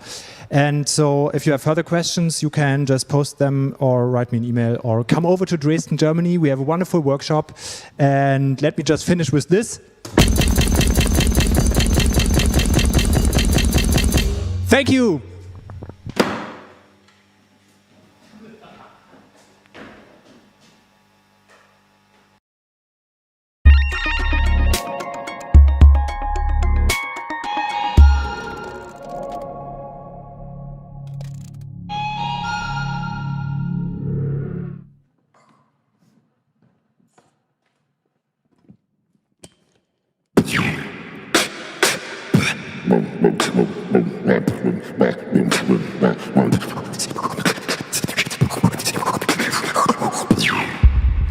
I am Reaps 1. I'm also known as Reaps 100 sometimes, and I'm here today to showcase a new piece of my work. It's a performance, an interaction that pushes me further. It makes me uncomfortable. I call that discomfort and that testing an intelligent interruption. Before music, I actually came from tournament chess, and my opponents were my greatest collaborators. That idea that to have ownership over that discomfort, they're the ones that pushed me further. So sometimes it's not about harmony, it's about how our expertise and our skills can be forced into new corners and new places. Today, I'm going to be interacting with a number of synthetic voices. Over the last 4 or 5 years, I've done a number of projects and worked with a number of tools that allow me to create audio. And whether that's artificial intelligence and machine learning or just interesting processing, this amazing bank of sounds normally sits static in my hard drive, where actually I've collaborated with DataBots to create a max patch.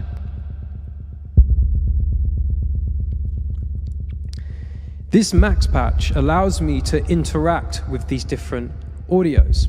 It listens to me, and I'm going to have 4 to 5 chess matches with these different collected audio pieces. I have no control over what they do. It's a chaotic process, but the idea is I will do unexpected things, and it forces me to write and compose in a new way. So for example, if I was to make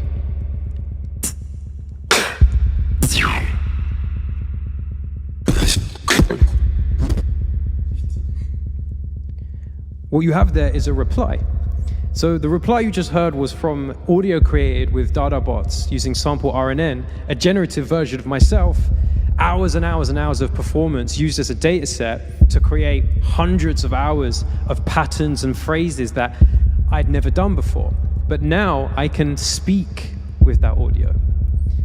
So this gauntlet that I'm about to walk through, these number of interactions, are all about how we can question expertise and we can question our human fundamentals to become something more academically, artistically, and most importantly, as an opportunity to push the very idea of what it means to be an expert. I hope you enjoy.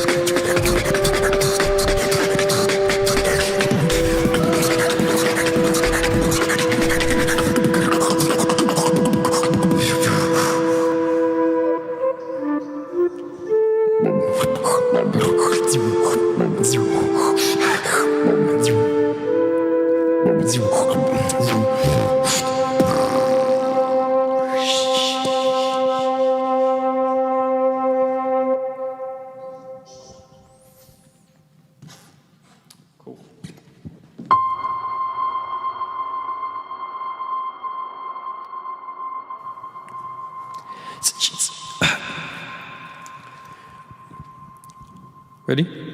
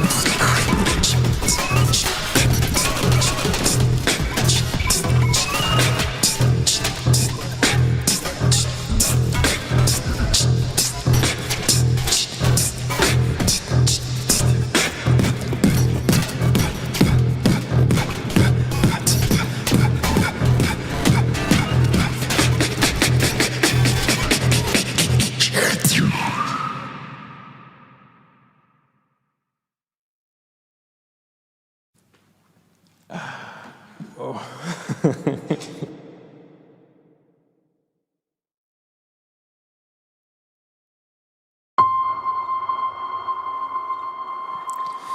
ready?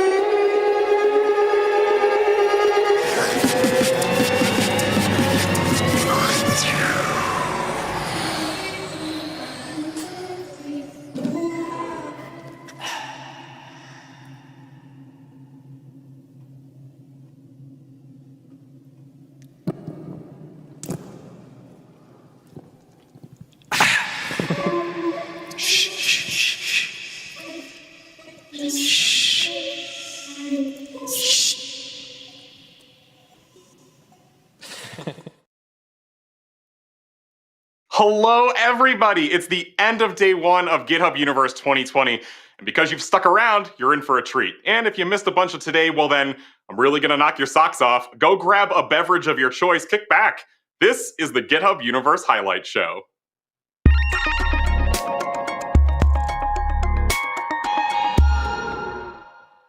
Hello, everybody, and welcome to the GitHub Universe Highlight Show.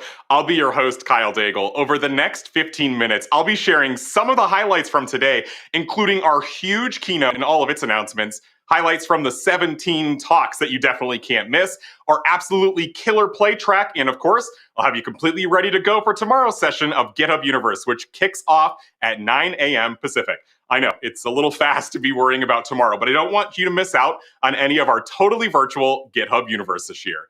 But before we worry about what's coming, let's sink our teeth into what's already happened. Kicking off today, Nat, Neha, Ryan, Diana, and Brian gave us a jam-packed overview of what it's like to use GitHub these days. We've made quite a few changes in the past few years that make GitHub more useful day to day, easier to get your daily work done, and hopefully a little bit more enjoyable too. Kicking off the keynote, we announced that GitHub Discussions is now available in public beta to help you and your communities collaborate together.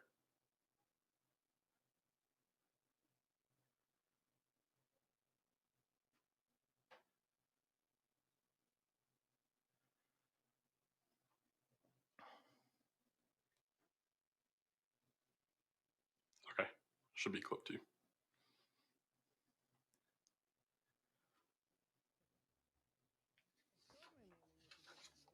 Can we kill this? And I catch up with my favorite communities. GitHub Discussions makes this so easy. We announced it a few months ago as a great place for Q&A and open-ended conversations, and today we're announcing that every open source community can try GitHub Discussions with our new public beta. Just head to your repo settings and turn it on right now. We've learned a ton from the communities that have already been using Discussions, and we've added some great new features like customizable categories and native support in our mobile apps. It's awesome. Sorry about that. That was a little bit of a bigger view in the keynote, showing you how mobile and Discussions are now available for you in public beta. They're a great complement to GitHub Issues for planning your tracking in your work. Try out the features that Nat mentioned, like customizable categories and native support within our mobile apps. GitHub's upcoming dependency review tool is going to give you a clear view of the security vulnerabilities you're bringing in with all of those dependencies. And what's a better way to support the creators and maintainers of those open source dependencies than by supporting them via GitHub sponsors? GitHub Sponsors has paid millions of dollars directly to developers for their open source work. But today, we're going full business and upping the ante. GitHub Sponsors for companies will help organizations join in supporting the open source ecosystem and helping keeping it strong for many years to come. And a special thank you to companies like AWS, American Express, Daimler, Indeed, New Relic, Notion, Stripe, Substack, and many more for joining us in this launch to support our open source community. Now, if you've ever wanted to code while you're out and about or maybe on that underpowered computer when you're visiting a family member, we have a solution for you too. No more with messy onboarding. You get a complete developer environment with just a few clicks with GitHub Codespaces. GitHub Codespaces gives me a complete dev environment right in my browser, even on an iPad. It's like an infinite dev box configured in code, just how you need it. And alongside GitHub's mobile app, available for iOS and Android, you have a complete developer environment and the best developer tools in the world on your phone or tablet, just a couple of taps away. And on top of all these features, we have a bunch of new workflow improvements that are going to speed up your time to production while also making sure you have all the checks and balances your process needs. Now, when your branch protection rules are met, your change is approved, and your checks are green, GitHub can automatically merge your pull request for you. Just tell GitHub how you want to merge with a commit, rebase, or squash, and we'll make it happen. Also, the GitHub Actions to require manual approvals for action workflows. You can set protection rules and give each environment dedicated secrets. That means you can make shipping painless while also making sure authorized team members can deploy to production. These new improvements are so good. At GitHub, we're able to use auto merge to get pull requests into their action workflows faster than ever for some projects. And for parts of the app that need a little bit more review, manual approvals allow us to check our test deployments before letting our continuous deployment workflows take over for us. GitHub Actions is now a full-featured CI and CD platform ready for you to use. I can't wait to get these features into your hands, because sometimes it's the little things that make the biggest difference. And finally, if you use GitHub on premises, we're bringing all these amazing features to GitHub Enterprise Server with our new release, GitHub Enterprise Server 3.0, including GitHub Actions, packages, code scanning, and more. We'll catch up with Maya's talk covering all of these new features in just a few minutes. You can learn more about Enterprise at enterprise.github.com. Oh, and one more thing. Let's shine a huge light on something that's a little dark, GitHub Dark Mode.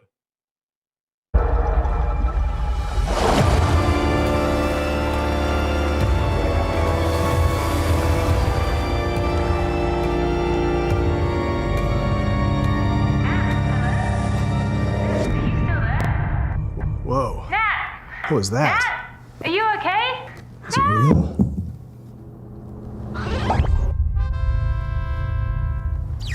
It's awesome.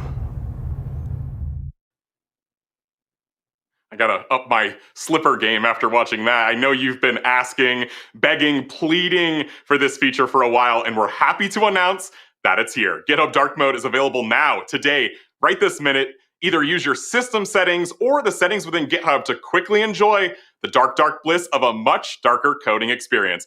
I promise as soon as I'm out from behind all these lights, I'll be turning on Dark Mode too.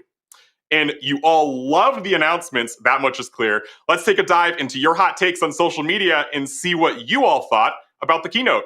I'd love for you to share what you're loving or finding exciting about GitHub Universe. All you need to do is tag it with the hashtag GitHub Universe, and your tweets and Instagrams might show up in our highlight show as well. All right, let's take a look at what you thought. First of all, meet Bruno, a cat programmer who seems to really be enjoying, or maybe is utterly confused by the play track performance, I'm not sure. I love seeing where you all were watching from home today, and Bruno, please stick around for day 2. Moving on, Brady's family was a little confused by his big excitement for GitHub Dark Mode. Listen, I think I could hear all of you from my house, and this room is pretty soundproofed. I assume you explained to them the utter importance of Dark Mode, Brady. And finally, Sunny caught a line from Nat in the keynote about how GitHub sponsors can let open source developers work for the internet. We already have many developers on GitHub sponsors making 6 figures full time, which is awesome.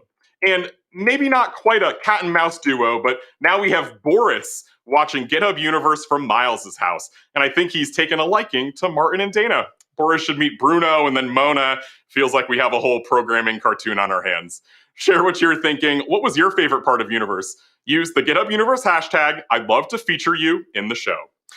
Moving on, we also had 17 talks today, covering the gamut of topics from more info on GitHub Codespaces, an easy and powerful way to do development from a web browser, to how you can do secure development, whether you're working on github.com or GitHub Enterprise. I wanted to share a few of my favorite moments from the talks, but you can see all the talks on replay by going to githubuniverse.com. As you saw in the keynote, Codespaces is the best way to both edit and run your code with the power of VS Code right inside your browser.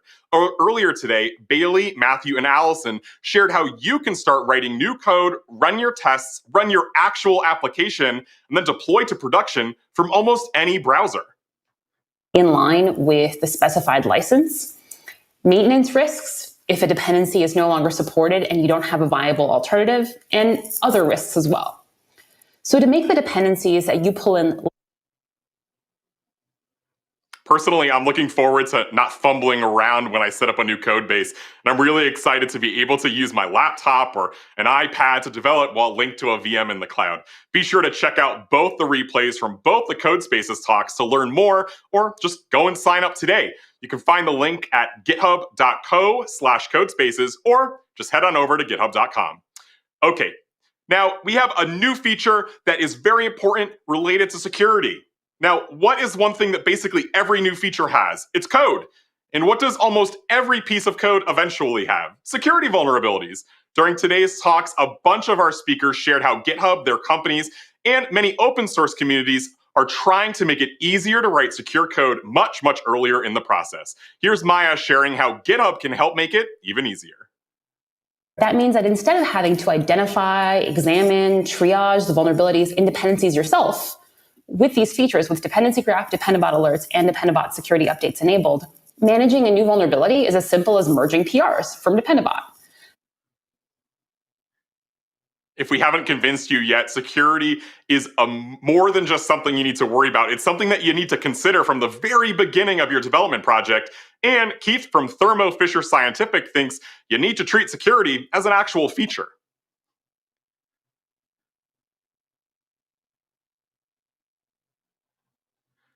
This is kind of like the faucet that you go to or the sink that you may go to. And when you turn that left knob, you expect the water to be hot. That's universally true. You didn't have to ask anyone for it, and you didn't have to tell the plumber to install it that way. It's just the way that that operates. And so in a lot of ways, that's the way that people think of security today. Is Now, Maya William shared how we can keep vulnerabilities out of our code, and Keith talked about the importance of security as a feature. What happens when, you leak a production secret into the code base? Look, don't judge me. You've done it. I've definitely done it. But luckily for us, Sasha shares how GitHub code scanning protects us from getting into this big mess at all. Well, if you as a user check in your code and that code actually contains a secret, so we actually run different regular expressions from known secret scanning partners to identify if something you committed actually matches one of these secrets. You're not mining any Bitcoin on my dime, I'll tell you that. All the many tokens I've pushed up have already been revoked by GitHub and its partners. Thanks to computers being both wonderful and completely and utterly terrible, Spencer from the Metasploit project spoke about how to write an exploit module and then check it against targets for vulnerabilities. Here's Spencer describing why he finds working on Metasploit so interesting. I talked a lot about writing the exploits, and that's really where it's at. I always find that incredibly exciting because you're tinkering with things, and it's oftentimes a puzzle where you're trying to create content to leverage functionality or a feature or a bug in a way that it wasn't originally intended to be leveraged. So Special thank you to Spencer and the Metasploit team for building such a powerful tool. GitHub's been working hard to bring you more features that keep your code secure before it gets into production. And during their talks today, Boz, Xavier, and Justin shared how we're helping developers use GitHub Advanced Security.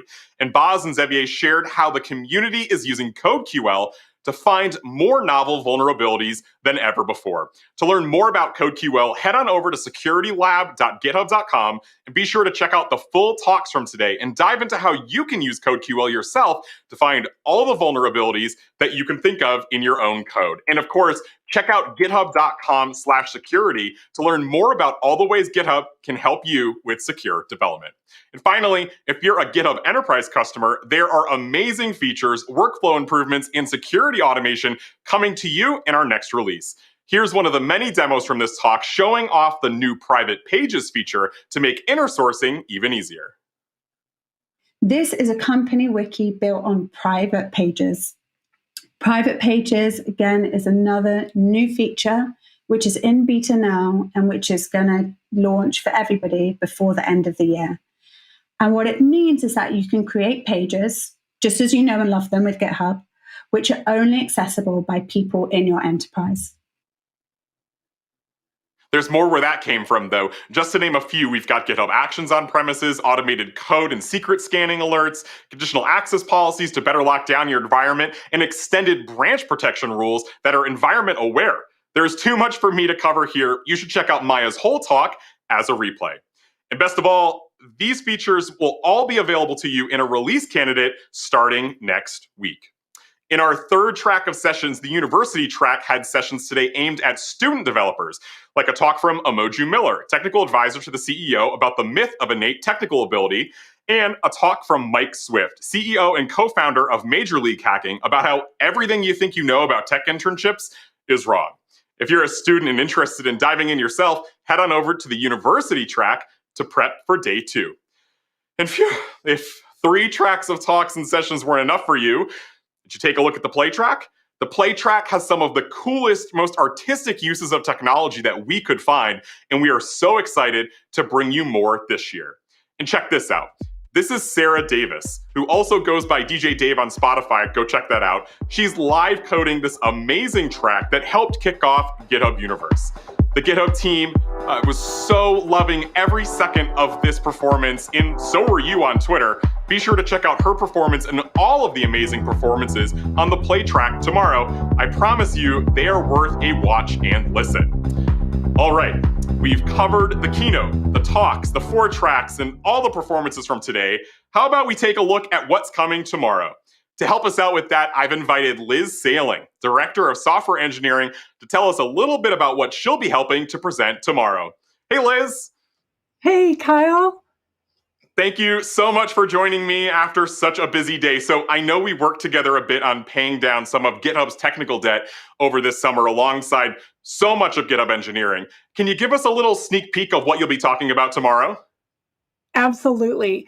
I am so excited to share with you how we coordinated the efforts of dozens of engineering teams and hundreds of engineers to pay down technical debt here at GitHub, that we were able to significantly invest in the state of our software and our systems and making it faster and easier to build and ship GitHub. And even I was in the middle of it, right? Well, it happened. And I love seeing what we put in place to keep improving on this new and improved state. So if you're interested in how we do DevOps here and the metrics that we watch to know how we're doing, and frankly, if you just want to hear from a couple of the amazing engineering leaders that I get to work with, come hang out with us tomorrow as we talk about how we came together to tackle our technical debt. Well, Liz, there is snow on the ground here in Connecticut, but in your honor, I put on my nerdiest Hawaiian shirt. I hope you're in a much warmer situation than I am today. I am. It's a balmy, 79 degrees here in Kona. Maybe that'll be my talk for next year at Universe, is how we can all work from amazing paradisical locations. See, now you're talking. Thank you so much, Liz. You bet. And you can watch Liz, Keith, and KK's talk about reducing GitHub's technical debt tomorrow on the developer track at 10:30 a.m. Pacific. Along with Liz's talk, there are a bunch of great talks for you to check out tomorrow at 9:30 a.m. Pacific. You can learn more about visual tests on every pull request from Angie Jones. At 10 a.m. Pacific, join GitHub's own Brian Douglas, who will help you get traction with GitHub Actions. And finally, check out the newest continuous deployment features that you saw in today's keynote at 11:45 a.m. Pacific with Chris Patterson. Thank you so much for joining me for today's GitHub Universe highlight show. I'd love to hear your highlight from today. Use the hashtag GitHub Universe and feel free to mention me, Kay Daigle, and you might end up in tomorrow's show. GitHub Universe will also kick off a rebroadcast with live hosts at 9:30 a.m. India Standard Time. So if you're in the Asia Pacific region, be sure to check that out. Enjoy the rest of your evening, day, or morning. I'll see you back here tomorrow at 1:15 p.m. Pacific. A special thank you to the team that helped put this show together, and I'll see you tomorrow.